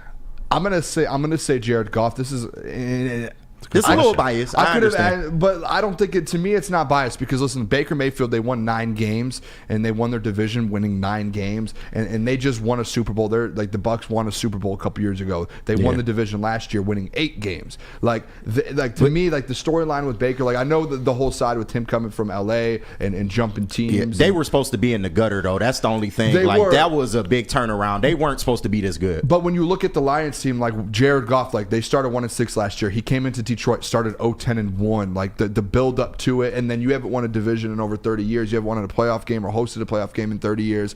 And then to go do that, you have to give it to Jared Goff. I get the Baker thing, but it's not like he went out there and had an MVP type season and went crazy. They won 9 football games. They weren't supposed to be great, but they still it was 9-8. The Lions went 9-8 last year. We went 9-8, won their division, got in, won a playoff game. I don't think it's to me, more so of the story would be on Baker Mayfield the last couple of years, going from the Browns getting cut, getting moved around or traded to the Panthers, and then, that would be to me a crazier storyline. It's tough. They both got great stories. Yeah. They do for sure. I just think the Lions' history behind it. Baker's story is interesting. It is because, like you said, last year we were 9-8, but we didn't make the playoffs. Baker's 9-8, got into the playoffs and won a game. So I mean, it's a little interesting. Yeah, and the Lions were favored, expected to win the North. Not that was an easy thing to do, but they took care of business. We all thought the Bucs were going to be garbage. Let's admit it. Yeah, we thought they were going to be trash, and they have rallied around him. I don't know. Baker's been very progressive. See what you did there in the commercial? Yeah, Thank God those commercials are dead. Let him cook. But he's flowing. All right. Keep going.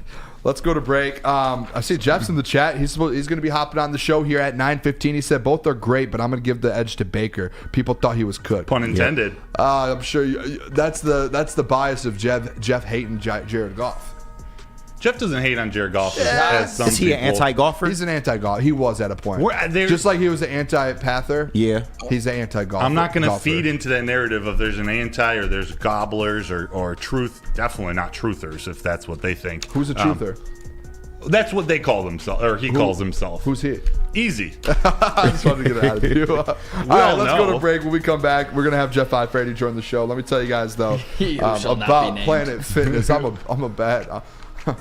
All right, Planet Fitness, this is the home of the judgment-free zone where anyone, and we mean anyone, can feel comfortable and work on their fitness goals. Gotta go. At Planet Fitness, you'll experience a squeaky clean gym that has tons of equipment, full body workout in just 30 minutes, and all memberships. They include fitness training. Get all of that for just $10 a month. No commitment, no matter where you are. There is a Planet Fitness close by. There are more than 50 in the Metro Detroit area and thousands throughout the world. Planet Fitness, fellas, where your fitness is essential.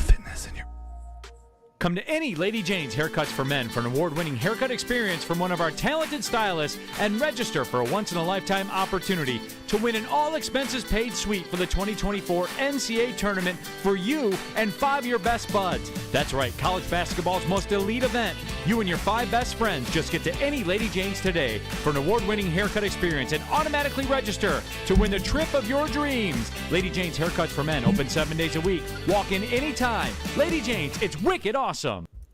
Brace yourselves, Detroit. As the sun begins to set, 2 of Woodward Sports' brightest young stars will be taking the mic for a brand new show. Woodward Nights with Booner and Broder. The dog days in Detroit are over, and the boys are unleashed. Join in on the banter and hop on the bandwagon of the #1 night show on the internet. Tune in to the Woodward Sports YouTube channel every weeknight from 8 to 10 p.m. Woodward Nights with Booner and Broder.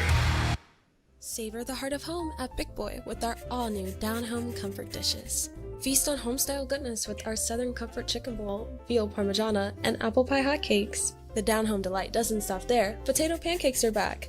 Dive into the richness of our perfectly crafted potatoes with our classic potato pancakes and our stuffed potato pancakes. Top off your meal with our new gingerbread shake, a seamless blend of creamy vanilla and sweet gingerbread flavors. Nothing beats the comforting taste of down-home cookies. Enjoy every bite, only at Big Boy. Premier Pet Supply, you got to give your pet the best, and that means going to Premier Pet Supply because they are hands down Michigan's best pet store. They've been owned and operated locally here in Michigan for over 30 years and still produce more convenience than the big box and online retailers. They got over 60 brands of food and nutrition experts to help you figure out the best food to feed your dog, cat, iguana, bird, chipmunk, snake, alligator, any pet that they offer, Fish. they got nutrition. Fish? Let Yeah, out a little fish, goldfish, dude. little goldfish food. Jeez. They got you covered. Home Ate a and fish. curbside delivery. Anything you could ask for. Check them out, PremierPetSupply.com. All right, welcome back to Woodward Nights with Booner and Broder on the Woodward Sports Network. Appreciate you guys tuning in here. Make sure if you guys haven't yet, how many likes are we at, fellas? Does anyone know? 84. Hit that like button. Let's get over 100 here before the end of this segment. We're bringing on, though, right now from the Morning Woodward Show, Hollywood If you himself. haven't liked the stream, what the hell are you doing? That's him. That is him. Jeff I. Frady is joining the show here with us. I. Frady Fridays. Juicy J. Jeff, how are we feeling, man? I'm feeling good. Booner Broder, Nick, KG. Hey, by the way, Let's go. Booner. I didn't appreciate that. I didn't appreciate that little shot. I did. Can't hear you, Jeff. I hear Can't you. hear you. I hear you. I'm just You can kidding. talk to me. You got that straight, didn't you? Don't do that. Don't know- do that. you know yeah, how you Booner. I feel didn't about appreciate. Goff. I no. Don't do that. Don't do that. Come on, Baker. He was on 3 teams in the last 3 years. Jeff, he was you cooked. have been trying to convince listeners that you are not a Baker Mayfield fan for so long, and now you're taking Baker over Jared Goff. I don't know what else. Like, this is a narrative that you've written. You enjoy Baker Mayfield. You are a biased Baker guy. No, I'm not. You're gonna find out on Sunday. No, he's gonna get cooked once again on Sunday. That is a fact. I agree. Hey, we appreciate you joining the show, though. We haven't really talked to you on the show, though. Last Friday you came on for the game Sunday. You've probably talked about it all week, so people have heard. But I want to get, like, how are you feeling after the big win? You were over at Sister Ellie's with your dad watching the game. Like, we did the blue hair for the pregame. How are you feeling after that? The emotions going into this week. By the way, that hair was tough to get out. You know what I mean by that. I mean, Real quick, it's been in my hair. It didn't leave my hair until today when I just at Lady Jane's Beth. She had to put like some sort of like chemical, and I had to sit in there for like 5 minutes to get it out. 7 days later, it was still Performance enhancing chemicals. there. Yeah, I swear, dude, it's been in my hair all week. I've shampooed it 15, 20 times. Just got it out today. You look good though, Booner. Mullet's looking good on you. Look at that. Yeah. See, He got it off the dome like Harry Mack. Yeah, there you go. There you go. You know what? Last week it was special. It was just being with my dad and you know he was a Lions fan, but there was a point in time where he just stopped giving a damn. I mean, he just became, and he's been a Tom Brady fan. So speaking of the Buccaneers, it's kind of ironic now that they're facing the Bucs because he's been a fan of Tom Brady in New England all the way to Tampa Bay, and he's like, man, screw the Lions. I'm a fan of Tom Brady. And now he's like, you know what? The Lions are pretty good. You know, my dad, he's hopping back on the bandwagon, I guess is the right way to say it. He's back on. And I think Sunday was a great experience. Just seeing him happy and seeing him watch this playoff victory. Yeah, it's nice for me, but for people like my dad, I'm like, man, you guys deserve this for everything you had to kind of go through. Everything. Is your dad on the Booner path? Is he confirmed? He is the most skeptical Lions fan. Skeptical is a nice way to put it. He's, you know, he'll win the game and he'll find something to be like, well, Jeff, if they do this, they're not good. They're going to lose next week. I'm like, Dad, they won the game. Who cares? Like, they won by 1. He's very skeptical, but can you blame him? Yeah, like, can you blame him? Everything he's had to watch. I mean, I don't blame him. But yeah, this weekend he's excited. I'll watch it again with him. So hopefully they make a Super Bowl. Hopefully they win the Super Bowl, and they will. That's part of the Booner path. Let me tell you that. Okay, I like it. What's the one thing you're looking for in this game that speaks to a Lions victory? What's the one thing that they have to do that you're looking out for from the start? So the number one thing, and we say this every week, but especially for a team that I believe is inferior, I think the Lions, we all would agree they're the better football team, is how inferior teams beat you is they win the turnover battle. That obviously is going to help the Lions. I think turnovers, and they've been doing a good job with that. So that's the obvious one, but that's boring. I think the other thing and the very important, because that's boring. I mean, winning the turnover battle. That's my number one key to the game this week. I know, but cliche, man. You just dunked on me out of nowhere. No, it is, and I don't blame you. It's true, but again, it's that's something that they have to do every single week, especially the postseason. Turnovers are twice. No, turnovers in the playoffs mean twice as more. That's just how it works. I mean, they mean even more in the postseason. So obviously, winning the turnover battle, I think offensively the key to this game, undoubtedly, is going to be on the ground, and it's a good matchup too. You're facing a Buccaneers defense, one of the best run defenses in the NFL. But it seems like over the last couple of weeks, the Lions have run it. It's been formidable with how they're running the football, but it's not what we've seen early in the season. I mean, remember, Booner, we talk about this. The best bet to do is 40 yards from Montgomery, 40 yards from Jameer, because every week they were hitting it. It seems like the last couple of games, they haven't really been on the same page there. Dave Montgomery he had more success last week. But this week, you want to see that run game with a healthy offensive line. Last time they faced the Bucs, they didn't have Jonah Jackson, and not that he makes a huge difference, but he does. I mean, he's one of the best guards in the league. So I think the run game, getting that back on track this week, is going to be everything, because although Jared Goff had a hell of a game last week, I don't think it'd be fair to expect him to play like that every single week. You're going to need help, and I think that comes on the ground. So offensively, it starts there. And then defensively, besides turning the football over, which is everything, and they got away with it by not doing it last week, it's got to be getting after Baker, getting pressure. And I mentioned it earlier. I think the X factor of this game is Aleem McNeil. I do. I think he's the biggest X factor to me on defense because of what he can do in the run game, of course. And of course, Rashad White, the run game's not great, but stopping the run, making them one-dimensional, but also what Aleem could do in the pass game. And he's been a much better pass rusher this year. So if you have an Aleem McNeil creating consistent pressure, boy, Baker's going to have a long day. Long day. Yeah, I was kind of on the same page with that. It's like I went over some stats here, like when Baker gets like 3 or more sacks in the games, like they typically lose that game when he gets sacked that many times because you're just pushing him back, and Baker's not that type of guy, like a playmaker, to get out of that. And I know someone in the chat, I can't remember who it was, mentioned to me, it was like, well, the Detroit Lions are really bad on 3rd and long, but when you're playing up against a guy like Baker Mayfield, who's not a playmaker typically, and I think you're putting yourself, it's closer to a turnover because you're pushing him back on those sacks. I think Aleem gets home as well too. I think he's like plus 210. I think you see an Aleem McNeil sack, and I think up the middle there, Baker tries to kind of get up the middle, and you see Aleem just come out of nowhere. I can't remember where I saw it, but maybe it was like PFF Detroit. Aleem's the highest rated interior defensive lineman left in the playoffs. You want to know who this playoffs? And guess what? Aidan Hutchinson, he's the 2nd highest rated PFF per PFF edge rusher behind Nick Bosa left in the playoffs. So even without sacks, just pressures. As bad as this defensive line's been, and Jeff's been one. I think Jeff, and I could be wrong, you were one of those guys that were like going at the pressures, but like in the playoffs, just like turnovers are a little bit more in the playoffs. Guess what? Pressures mean more. They affect the game a lot more in the playoffs. You're changing the game, especially when you get guys like C.J. Gardner-Johnson back. If he starts to play well on the secondary, pressures mean a lot more. Jeff, they mean a lot more. They do, depending, and again, I'm not going to discount pressures like they mean nothing. I think they mean something. My argument was we can only keep up the pressure, and this is early in the season, obviously Aidan and what he's been doing, and not just pressures, but I think quarterback hits is my argument. I like quarterback hits. I do. Pressures matter. It just depends on the quarterback you're facing. Like Matthew Stafford, you could pressure him. He's so great that he's making these throws under duress. Like a Baker Mayfield, I think pressuring means more to him. I think he can turn the football over. I think he's going to make more mistakes. But I don't want to discount Aidan. This is not the time to do it. He's been great.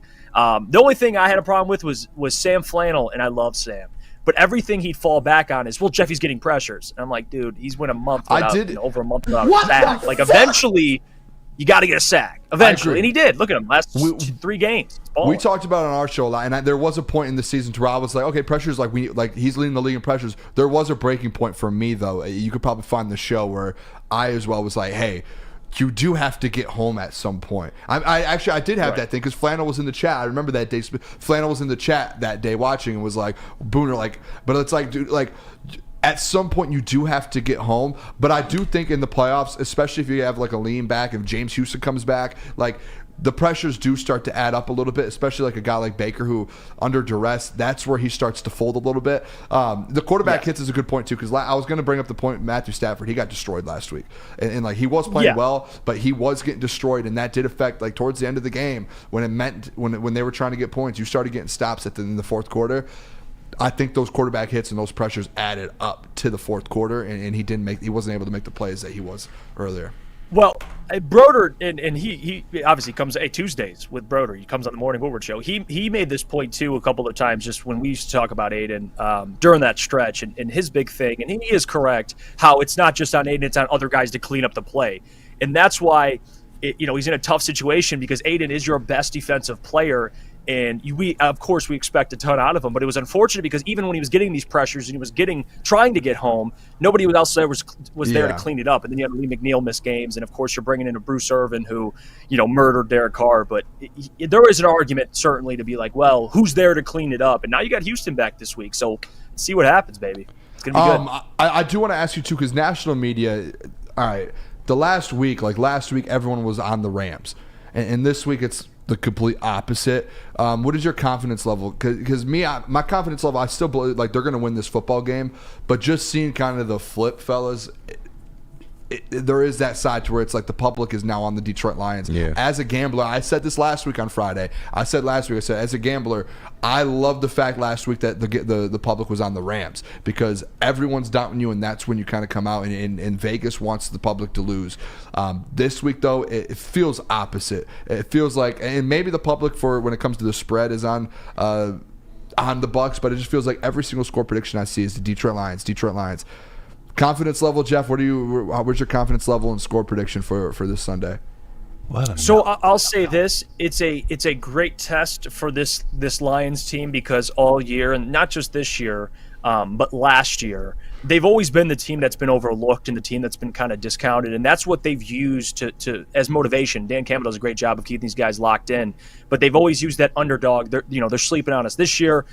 They go out, they win 12 games, but you're starting to see it turn where teams are, and not just teams, but national media and all this coverage, they're like, hey, the Lions are legit. And now they're picking the Lions. And I think that's a good adjustment for this Lions team, because now you're not the underdog. Now you're supposed to, like next year, they're supposed to be here. It's not just a playoff win and, hey, we'll take it. Like, so far, I think they accomplished at least my mission, a playoff win and a division win. But going forward, like, this is how it's going to be. You're going to be minus 200 against certain opponents like they are against the Bucs deep in the playoffs. Like, they're only going to get better. So, to me, this is a great test for them. The national media is picking you. Obviously, Lions fans are more confident. See, before it was a playoff win. Now we're talking Super Bowl, to your Booner Path point. We are talking Super Bowl. It's real. It's on the table. With new information, like Sam says, you're allowed to change your opinion. And now you're facing an inferior team. You're not facing the Cowboys, and it's a rematch. You're facing a rematch of a team that won 9 games and won their division. Like, you are better, so you should beat them. We're expecting them to beat this football team. So I think it's a good test for this team, man. It's a preview of what's to come over the next handful of years. I love it. Are you we've had this conversation off air, but are you officially on the Booner Path? Well, you gave me. I don't know the definition. Do you want to start Booner Path chants in the chat? Let me tell you the definition I'm on. I'm on the definition of. You said this year. What is this? That if the path aligns, they can make a Super Bowl. I'm on that. Hey, I think it's very possible. Now, this is where you're going to hate me. Because I'm not on the path for this year. I'm on the path for the next, couple of years. If that's the path, I'm on it. I think that has been preached part of the path. If we're talking this year, and I know the chat's going to flame me. Don't say the 49ers are tough. We're 3 wins away. Don't say it, Jeff. 49ers could lose, Jeff. Jeff, the Detroit Lions could beat the 49ers. That is part of the path. And the path also, to your point, too, I will give you credit. Let me give you credit real quick. Because to your point, Jeff, the path does go for the next 4 to 5 years, because I do believe that the Lions, this is what the path sets up for. It's, hey, they can go win a Super Bowl this year. Yes, that is part of the path. They can do that. But then the next few years, sets up. This path is a very, very long path. This is like I-75 all the way across the country. This is a big path here. This is a massive path, man. This is an ocean. We are going down, and this is 4, 5, 6 year thing that Dan Campbell and Brad Holmes have built up. So that's where I'm at with the path. Yeah, in Booner, for the next handful of years, I'm with you. This team's only going to get better. This is, in terms of the next 5 years, this is the worst Lions team you're going to see. They're going to add more talent. These guys are going to go only better. Like, I'm excited for the future. Now, the 49ers are in win-now mode. Like, their team is built to win this year. The Lions aren't built to win this year. They're built for sustained success.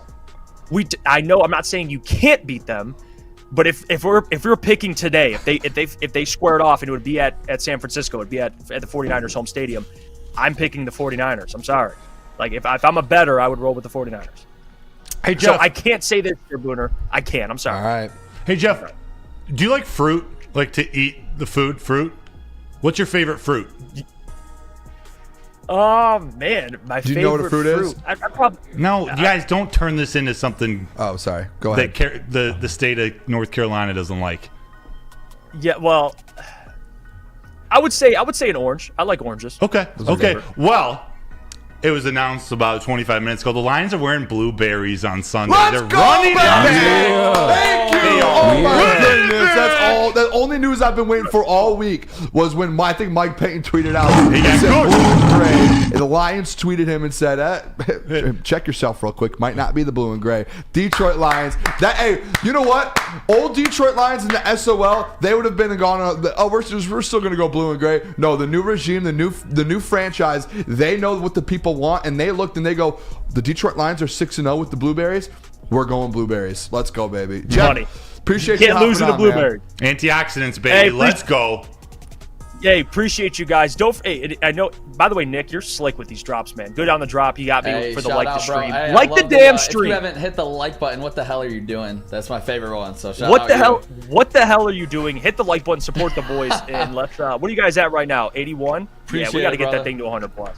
We got to get to 100 plus. See you, boys. Appreciate you all, man. Keep it up. Thanks for joining, man. See you, Jeff. See you, Jeff. Thank you, man.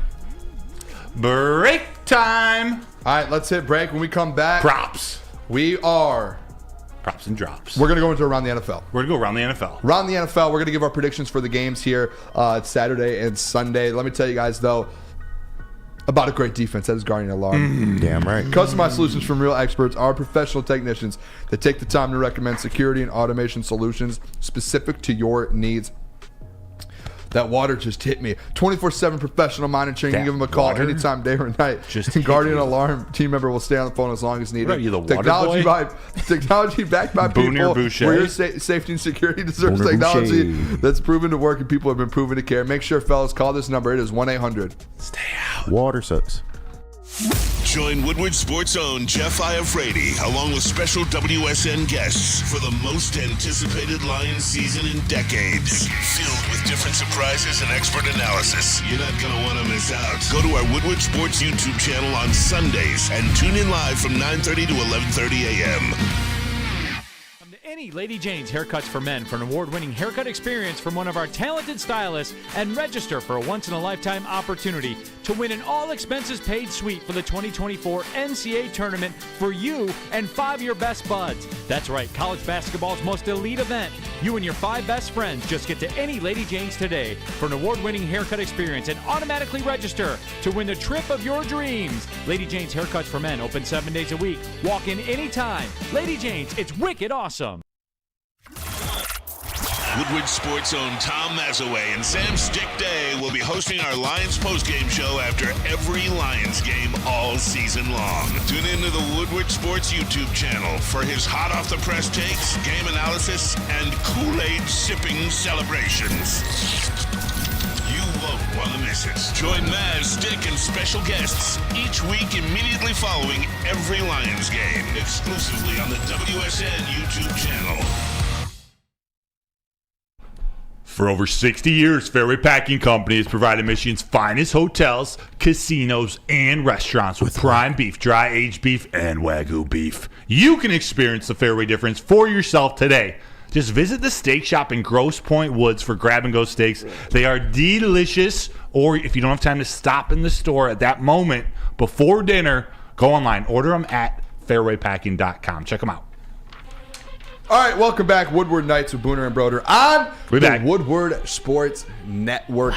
Baby, appreciate you guys tuning in. Hit that like button if you haven't already. Smash it. Would be awesome if you guys On hit the that like floor. button for us. We're going to get into this, though, guys. Let's get into this quick. Don't want to miss out on this. Around the NFL, fellas. Yeah. Massive weekend. We're only going to do 3 pick'em games here for us. So our records, Broder, I'll let you take what our records are. This is just playoff records. Wait, before we're doing spread, No. dude. Money There's line. 2 9.5-point ones. Okay, we'll do spread. Well, we can't do spread. Broder cannot You do guys spread. can do spread. Yeah, but then it messes up the whole. I don't know. I like a good spread. Let's just say you're doing money line, but you Yeah, may but win or we can lose do if your spread. team wins. Sure. You may win or lose if your team still wins the team that you Yeah, pick. Broder's just, money Just line. know. Okay. Okay, you know. All right, Broder, what are the records? Booner, you're 2-3. Oh, The brutal. other 3 boys in this room are 3-2. So you're just 1 game behind. Took them Also- damn Cowboys. Also, want to say shout out JB for the 3-2 because I was not here last Friday. Oh, yeah. I don't think that should count. I think I should get one of his we wins. counted You it picked the all year in the Cowboys. TD I should get booth. one of his wins. You picked the Cowboys. You picked the Cowboys? We all did, unfortunately. So why are you coming at me, Broder? Oh, which is- so is everyone 2-3 all of a sudden now? No. Nah. I'm trying to think of which game we picked. I just want to know this is very corrupt. This is a corrupt league. That's all it is. I'll get the sheet. Blame the refs. This is a corrupt league. I think this is Broder's a going corrupt to the league. vault. Oh, he's got all right. While we do that, though, let's get some music in the background here. And let's start with the Texans tomorrow, 4:30 p.m. Saturday. Texans at Baltimore Ravens. Ravens are 9.5-point favorites. Lamar Jackson, there's a few guys out. Mark Andrews is out. Marlon Humphreys is actually out as well. That got announced today. But the Texans, they've been red hot, fellas. They've been very, very good, and the Ravens had a week off. Some of those guys had 2 weeks off. Nick, I'll start with you. Texans are 9.5-point underdogs. Who are you taking? Texans absolutely took it to the red hot Browns team. What was it? 1 pick six, 2 pick six. We've seen Lamar Jackson struggle in the playoffs after a week of rest. Texans coming in red hot. I love the points here for the Texans. Give me Texans plus 9.5. I think they cover. I think this game comes down late 4th quarter. Okay. I'm not calling them to win it, but I got Texans to cover in this one. The CJ Stroud Cinderella story continues in this game. Okay. All right, I got Ravens money line, but I do got the Houston Texans covering that spread. It was 9.5, you said? 9.5. Okay, yep. yeah. This will be a 3-point game. This will be a very close, decisive game. But ultimately, Lamar Jackson and the Ravens pull it out. I love that. So you're picking the Ravens? Yeah. All right. Ravens to win, but he's Texans? taking Texans. You're taking Texans No. plus 9.5, right? Yeah, I'm taking Yeah. Texans as well. Both On the Texans plus spread. 9.5. On the spread. So they're both Texans. Texans plus 9.5. Yep. Okay. What are you doing? I'm going to go Texans as well. I think it's a close game. I just think these bye weeks and especially 2 weeks off, 9.5 points is a lot. In the way, like, the advantage It is. goes to the Texans because they've played last week, and I know they're going to be outdoors and all that. It still goes. They're feeling themselves right now. So I'm going to go the Texans minus 9.5. Never trust plus a 9.5. double-digit spread in the NFL. Never. That's my rule. That's been my rule for KG. Hey, That's we just perfect. like this, bro. Yes. You know, we own it. When I did the pregame shows last year, that was every time there was a double digit, I took the double digit dog. Every time. Double digit dog, baby. I'm going with the Ravens. I'll take him. Okay. Yeah. Watch him. Fair enough. Cooked. Fair enough. All right, second game here. It is tomorrow as well, 8:15 p.m. This is the Packers at the 49ers. Another 9.5-point favorite. Another one. And it's crazy they put both of the 1 seeds tomorrow. So then Sunday, you know exactly what teams are playing for. I think that's part of the script, if I'm being honest. Yeah. Nick, I'll go to you first here, though. Yeah, I thought it was going to be the last time on, I believe it was Sunday about 4 o'clock before the game. I was in the bar with everybody getting hype. I was saying, go Pack, go. I was so hyped for him. And I'm going to do it again because I want to host the NFC Championship game. Give me the Packers. They are the hottest team in the league. I'm going with the Cheeseheads here. I think the rest will get both of the number 1 seeds. I think they are the better team, obviously. 9.5-point spread in the divisional game. That is just giving the utmost respect to these number 1 seeds. But I'm going with the Pack here. I'm taking both of the home or the away dogs to cover. Give me the Packers to cover. That seemed a little biased, Nick. I ain't gonna lie. That seemed like you want that Lions home playoff NFC Championship game. Well, I do want that, but I also think the Packers are red hot, and I would not want to play Jordan Love if I was the 49ers right now. I feel it. I think that's the same thing with the Texans, too. That's why I went Texans as well. 2 young quarterbacks coming in hot. Yeah, so me, the straight up pick in this game is definitely the 49ers. But once again, I have the Packers covering that spread. It'll be a 7-point game to me. But ultimately, the 49ers get the job done. I feel like Green Bay will get out to an early lead because of that, couple weeks rest that the 49ers had. Kind of, they might start out slow out the gate, but they'll get it together towards the end. So give me the 49ers for the straight up pick. Like that. So you're picking 49ers, yeah, money line. 49ers, and I had the Ravens for the actual picks. 9.5. But if we talking spread, I'm taking the other two teams for the spread. He's taking the plus 9.5. So he's taking the 200 Packers. dogs. Yep. Cool. All right. What are you doing? I'm going to do the same exact thing. I think Jordan Love, I think they keep staying in this game. I think this is a barn burner, man. I think this is like a very, very close football game. I think the Packers are going to have a chance to win it. And if they might win it, to be honest. I almost want to take them money line. I'm going to take the Packers plus 9.5. I will bet both of those games plus 9.5 tomorrow. Yeah. Those would be my 2 bets tomorrow. Won't parlay them, but 2, I'll put a couple units on each one. I'm confident in that. I do like the over, I think, in the Texans-Ravens game as well. What's the over at? I think it's about 40 or 50 something. Let me see. Yeah. I really don't know it, but I just feel like Ravens are going to score a ton, and the Texans always stay with. Man. It could be a defensive game, though. It could. Marlon Humphrey out. I don't know. Yeah, we'll see. Broder, who are you taking? I'm taking the 49ers. I'm taking the Niners. Let's go. 43.5. That's low. Yeah. I think either the Packers win by a touchdown or 2, like they just come out of nowhere and dominate the game, or the 49ers flop, or the 49ers play the game that we've seen them play for the majority of the season. I do think they win by maybe 12 points, 12, 13. So I'm going 49ers. Okay. I also have an announcement to make. We are all 3-2. I apologize. You're not 2-3. We are all 3-2. Okay. Me too? Yeah. You picked the Packers. We all picked the Cowboys. I picked the Packers. So you said Booner. You picked the Cowboys. I picked the Packers. You picked the I Packers. thought we all you were the picked only the one. Cowboys. You also were the only one to pick the Eagles. Oh, that's brutal. But Yeah. the Eagles, I guess that should have been easy. We one saw for that me. coming a mile away. Happened. So Yeah, we're I all saw the 3-2. Packers coming from a mile away, fellas. I knew that was going to happen. Yeah. Let's do this one quick, then we'll go to break here. We'll do a speed round here. Chiefs on Sunday night, 6:30 p.m. at the Bills. Bills minus 2.5. Who are you taking? Mahomes. Yuck. Yep. Mahomes plus 2.5. Plus 2.5, and to win the game in Buffalo. Josh Allen and the Bills will choke as always. You heard it here first, and Booner, we can clip this. Really quick take there, Nick. That was really quick. KG? Give me the Buffalo Bills to longest cover one and ever. the win. There's no way that Josh Allen loses 3 times to Patrick Mahomes, especially this time being at home. But if he does, I'm through with him. So let me get Josh Allen and the Bills. Josh Allen? Yep. I'm money taking the line same and thing. cover. Minus 2.5 money line. Put everything on Josh Allen. They're going to win this football game. They're going to end the dynasty that is the Kansas City Chiefs. Broder, who are you going? So we got Chiefs, Bills. Yep. Let's go Chiefs, Nick. Let's go, baby. Let's go. Do you think Josh Allen chokes in this game, throws a couple big interceptions, Broder? Yes. I don't know why they decided to go against or stop running the football in the last game. That's what they got to do since Dorsey left. Quick question. If Josh Allen fails, is he not considered an elite quarterback anymore? No, he's an elite quarterback. They need a defense, offensive line. They need things around him. He's an elite quarterback. You have to start having the question about the 4 turnovers. straight years. No doubt. 4 straight years of 40-plus Booner, touchdowns. you are a huge Josh Allen 4 fan. straight years of 40-plus touchdowns. I don't know about that, Boone. He can't get it done in the 40 postseason. touchdowns. He is elite. Put him in a new system.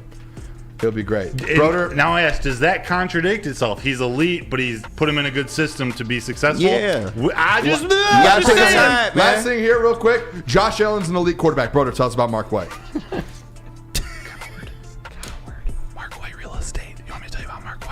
Are you dreaming of a home but feeling the financial pinch? Mark White and Associates will help you get to your goals, buy a new home, buy a new condo, apartment, whatever you need. They will help you by paying up to $5,000 of your closing costs. That's a little less than the cost of a football if you throw it into the stands like Amon-Ra St. Brown did. That's right, they'll pay $5,000. So call Mark White and Associates today, 248-290-8242, or visit them at markwhitesells.com. At Planet Fitness, you can get energy without the judgment. Hi, can you help me with this? You don't know how to use it? This is better. Join now through January 19th for just 24 cents down, $10 a month. Never intimidating, always free fitness training and equipment for every workout. Join today during the Big Fitness Energy Sale for 24 cents down, $10 a month. Cancel anytime. Deal extended through January 19th. Over 50 Metro Detroit locations. Stop searching for a vehicle and start finding one. Les Stanford Chevrolet Cadillac makes it easy. We harness the power of multiple dealerships and own the biggest selection of GM brands in the area to get you the car you need. With the Les Stanford Group, you'll have access to 4 different dealerships, providing you with more makes, more models, and more choices. We're connected to more than 1,000 vehicles. And with so many high-quality CPO vehicles available, you'll find new car quality at pre-owned prices. You can start and end your search at lesstanford.com today. At work and at home, we're there with smarter security solutions. Featuring complete automation with customized alerts and more. For over 90 years, we've been the company that's been counted on to protect what matters most, all with personalized service and care. Right now, for a limited time, receive a free video device plus free installation with a new home system. Guardian Alarm. We protect Michigan.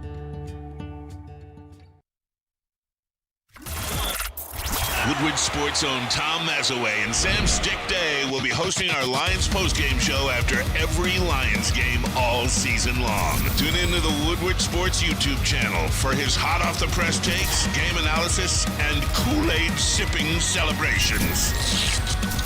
You won't want to miss it. Join Maz, Stick, and special guests each week immediately following every Lions game, exclusively on the WSN YouTube channel. Do you know where to find the hottest merchandise in Detroit? Where? At WSN, baby. It's a new era in sports wearables. New designs, amazing apparel, and the ultimate swag. Check out Woodward Sports' latest gear at woodwardsports.com and click shop. Hoodies, tees, the hats that are guaranteed to turn heads. Get the latest designs today at woodwardsports.com and click shop. All right, welcome back. Woodward Nights with Booner and Broder on the Woodward Sports Network, woodwardsports.com. Appreciate you guys tuning in. Friday night, a lot of things going on Friday night. You guys are tuned in here. And by the way, I just looked up there. Detroit Red Wings lost 4-2. Quick update. Hit 12 shots on goal. Brutal. Make sure you guys hit that like button, though, if you haven't already. Let's get these likes up to 150. We're going to get into it straight ahead here. Everyone right now in the chat, start dropping your score prediction for this Sunday's game. Detroit Lions versus Tampa Bay Buccaneers, Divisional Round at Ford Field. Start dropping those down there. Want to make sure we can give. We're gonna go into our score predictions right now. KG, I'm going to start with you real quick, and then we'll go to Nick, and then. Actually, no. Nick's here. Nick, we'll go to you. We'll go around the room like we always do. Nick, who do you have? What's your score prediction? I am going 31-17. Wow. Yeah, I think we win by 2 touchdowns here. I think we cover the spread and we cover it easily. I've talked about it on a couple other shows. J-Mo. We pick up the blitz and he gets a couple deep shots downfield and a reverse that breaks out for big yards. I think he has his official breakout game. We saw him get a big touchdown earlier in the season against who? The Tampa Bay Buccaneers. He does it again, and he turns into their worst nightmare. Lions 31, Bucs 17. Let's go. Love that. KG, where are you going? Yeah, so earlier I gave the prediction 24-17. I have a revised score prediction, 26-17, Lions victory. I got the Lions offense having a good game. That run game's going to get back on track this week.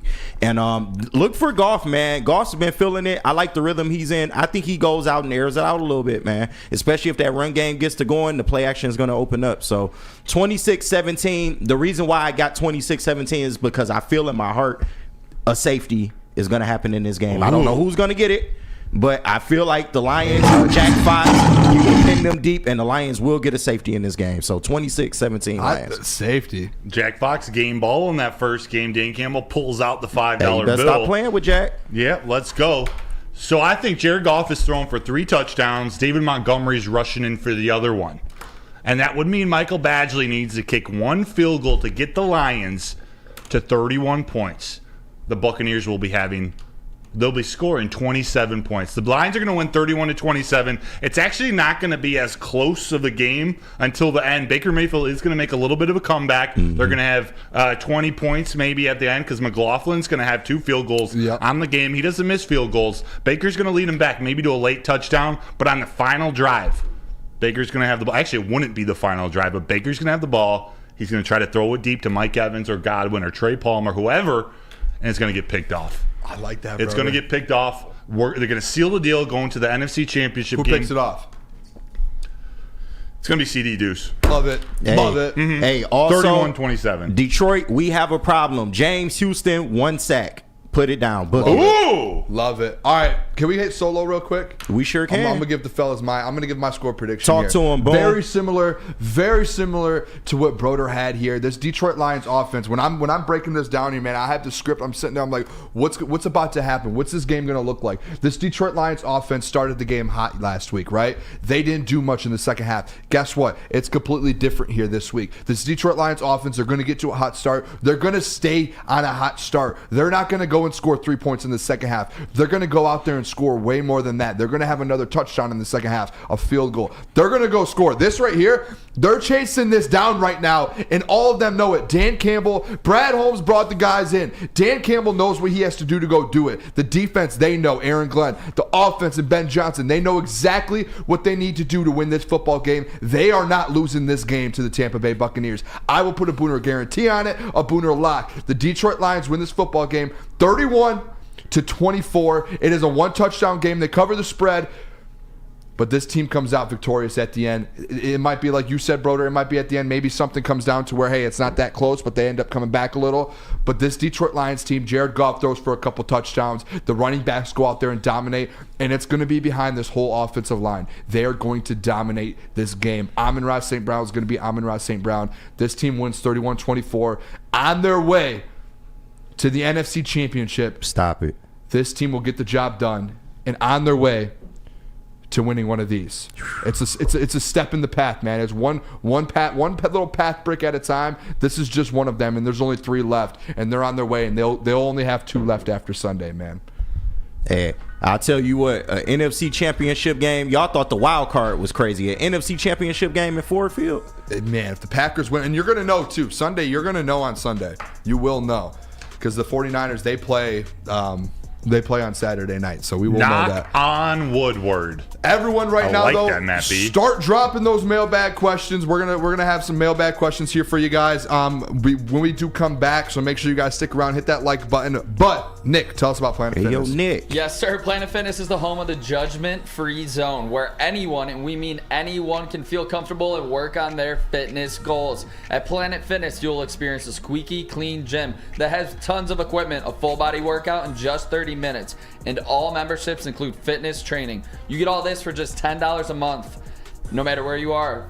There's a Planet Fitness close by. There are more than 50 in Metro Detroit and thousands more throughout the world. Planet Fitness, where your fitness is essential. Woodward Sports' own Tom Mazaway and Sam Stick Day will be hosting our Lions postgame show after every Lions game all season long. Tune into the Woodward Sports YouTube channel for his hot-off-the-press takes, game analysis, and Kool-Aid sipping celebrations. You won't want to miss it. Join Maz, Stick, and special guests each week immediately following every Lions game, exclusively on the WSN YouTube channel. Feel alive during Feldman Chevrolet's biggest New Year's sales event ever. Get the best prices on our huge selection of award-winning Chevrolets. Like this 2024 Equinox for $188 per month. Or this 2024 Silverado for $268 per month. It's the New Year's sales event going on now at Feldman Chevrolet, Michigan's #1 Chevy dealer. Join Woodward Sports' own Jeff Iafrate, along with special WSN guests for the most anticipated Lions season in decades. Filled with different surprises and expert analysis. You're not going to want to miss out. Go to our Woodward Sports YouTube channel on Sundays and tune in live from 9:30 to 11:30 a.m. Since 1996, Feldman Automotive has been driven to provide a first-class car buying experience called the Feldman Advantage. They have that at all 18 locations, so visit feldmanauto.com to find the location nearest you. Also, check out Jeff Iafrady in the Morning Woodward Show, also Big D Energy. They're there every other Monday at their Novi dealership. It's part of what makes Feldman Chevrolet Detroit's #1 Chevy dealer.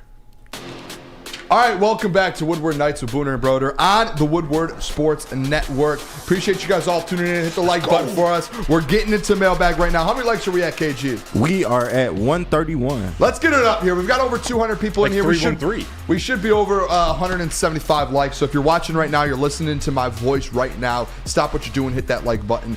First mailbag here, Eduardo. Lions are 9-0 under Dan Campbell at home in December/January, including the playoffs. I will be at the NFC title game with the Booner Path 2024 sign, FTP. I did not know they were 9-0 in December and January. I didn't either. That's a good stat. Knock on Woodward. That is awesome. Hey, that's what I'm talking about, playing when it matters, or performing when it matters. Yes. Here's the next one. I need a quick answer from you boys. From Jeff Iafrady. Mailbag. Who is second on the Lions in receiving yards? What do you mean, like, who is the second leading receiver on the team in terms of yards? Sam Laporta. Sam Laporta. Amon-Ra St. Brown. Amon-Ra St. Brown. Pause, KG. Who's number one? You know who it is. J-Mo. J-Mo, baby. He's going J-Mo, baby. He Who's number two? Game. You said... oh, wait, you're talking about for this game. I thought you were saying this season. I thought this was a test. Yeah, I'm confused. Oh, okay, no. I'm taking mine back because I took the under 40.5 for Sam Laporta on the heavies. So I'm gonna take that back. I'm going to go Josh. I'll go Jahmyr Gibbs. I'll go Jahmyr Gibbs. That's creative. I'm going to Jahmyr Gibbs. Creative. I like it. Booner. My bad. I completely... That you guys just saw in the life of Booner. That was me just like in my own world right there for a second. I thought you were going to say Khalil Dorsey. My bad. So, Josh Reynolds, right? The number two receiver? Yeah. All right. So, who do you think is going to be number one? Amon-Ra? Yeah. J-Mo? Of course. Amon-Ra. Amon-Ra's number one this Come week, on now. for sure. I think Jahmyr Gibbs, though, is second. I think he has a couple big They can't breakouts. guard the man. KG, are you not on the J-Mo path with me for this game? No, I absolutely am on the J-Mo path, but we've been saying that for like 8 weeks straight, so I just got to see it first. But shout out my boy J-Mo. He going to have a good game, man, and yeah, let's get it. J-Mo's the number two for me. Hell yeah, let's go. He had about 89 yards. Mailbag Etienne said, does Booner know that Josh Allen has a lower career passer rating than Dak, Goff, and Jimmy G? But guess what? How are the yards, touchdown passes, all of those? What about the wins? Wins? I mean, he does win a lot of football games. He also loses a lot of football games. Not really. When he loses the big ones. Has he really? Like, he has a better. He's better than Joe Burrow in the playoffs. But just because Joe Burrow went to one Super Bowl. Joe Burrow has small hands, I thought. I'm just saying, like, people, like, what are we doing here, fellas? Come on. What are we doing here? Chef talks, why do you refuse to say a bad thing about Flannel Sam, but y'all beef with the heavies all the time? Personally, I'm going to say this. This is going to be a Booner statement. I love everyone. ELE. And I've been on the ELE train since I've been born. ELE. I love Tropic Semi-Pro. The Tropics. That's why. Flint Tropics. The Flint Tropics. I was like, Tropics. I knew they were in there. But yeah, I love Semi-Pro. ELE. Everyone loves everyone. I love Flannel. I love the heavies. I love the morning show. Big D, E&E. Every show. I love them all. You love Big D? Big D energy. We're clipping it. Clip it. Text JB right 10 o'clock on the dot. Oh, man. I love Big D. That was a Jeff Iafrady moment there. It was. Did you want to answer that question from Chef? I'll say Sam Flannel doesn't ridicule people who have an opposing opinion as them. So you just answered it. There we go. All right. I say why I like Flannel. No, it was a great answer. Shout out Flannel, man. We love Flannel. Love Flannel, Flannel dude. catches a lot of heat. He's Flannel's super the best. smart, and he's a great guy. It takes balls to give takes that people disagree with. Yeah, no, Flannel's the best. The only thing I disagree, like the Ben Wallace take. Yeah, that's horrible. Pretty epic. He gets mad at people for D-Mac saying battle Anthony was Davis. epic. I got mad this morning because he was saying he was Yeah, mad the at people. Anthony Davis stuff. He was mad at that, saying people were mad at. They're like, maybe Anthony Davis isn't in the Hall of Fame. It's like, dude, that's how the way you're getting mad about people saying that about Anthony. That's how people feel about you and Ben Wallace. Like it's that exact thing. At least he believes it. He believes Ben it. Wallace. Matt B, I shouldn't feel bad about rooting for FTP. So can we have a third home game? So we can have a. Should not. We should all be rooting for the Packers. You're allowed to. This Saturday. is Hall Pass weekend. You can root for the Packers. Take it. Have a night. Have a little one night stand with the Pack. And we Have want a to love. stay. And we want to stay away from the 49ers. Oh, this is an interesting one. Just a Fan said, is Jeff waiting until Lions win a Super Bowl this year to get on the Booner Path? Pretty That's much. what it feels like. And you know what, too? Don't ridicule Jeff for not being on the Booner Path. I don't want to. I take everyone on the Booner Path. This is an open invitation to anyone, anytime, anywhere. Don't care. Okay. There are people though who came at me very, very hard for the Booner Path, and when I say like people who came at me on their shows, and now all of a sudden those same people are on the Booner Path just because it's the right thing to do. Yeah. I will say that because I did get a lot of heat for a couple weeks talking about the Booner Path on and off air, and now those same people are on the Booner Path, which I'm a man of the people, so anyone's allowed on. Well, you're not allowed to say anything positive. I'm just throwing that out there. I just want to throw that out there. Everyone's allowed, but you can't be optimistic though. Like that. No. That's what everyone's against you. Or you're a slappy. Yeah. KG? Nah, I just got a PSA. Stop being scared of the 49ers, y'all. I'm sick of it. We not scared of the 49ers. We not scared of nobody. And also, jobs not finished. Jobs not finished. KG, jobs. I don't want it to sound like I was scared of the 49ers. I would just rather have that. No. I'm seeing it in the chat, too. It's not just you. No, hell no. Yeah, Demetrius Hart, mailbag. Do you think the defense can pull it off? I do. I think they're going to give up a big play, maybe two, but I think they're going to make the big plays when they need to. I think the defense, once again, is what wins them this game. You know who I think has a big play on defense? He's been the talk of the town for a week. Kirby effing Joseph. The knee taker. Yeah, he might hit a stanky leg with that knee after he gets a turnover too. Shout out Hutch. Hey, I don't want Baker to get hurt, but he is fragile. So I'm just putting that out there. If he gets hit like Stafford got hit last week, hey. I hope he has some progressive life insurance. All right. Hey, appreciate all of you guys tuning in. That will be it. This is basically our pregame show. We will see you guys. Make sure you guys tune in on Sunday for the Lions pregame show. I will be on with Jeff. I think Gentry and KG will be there as well. So, damn right. We'll have our crew here representing very well for the show there. We appreciate you guys a ton. Go Lions, baby. Fastball. Next time we're talking to you guys, we're going to be talking about the NFC Championship game. Stop it. We'll be talking about an NFC Championship game. We'll see you guys Monday at 8 p.m. Love you guys. We out. Those my G's.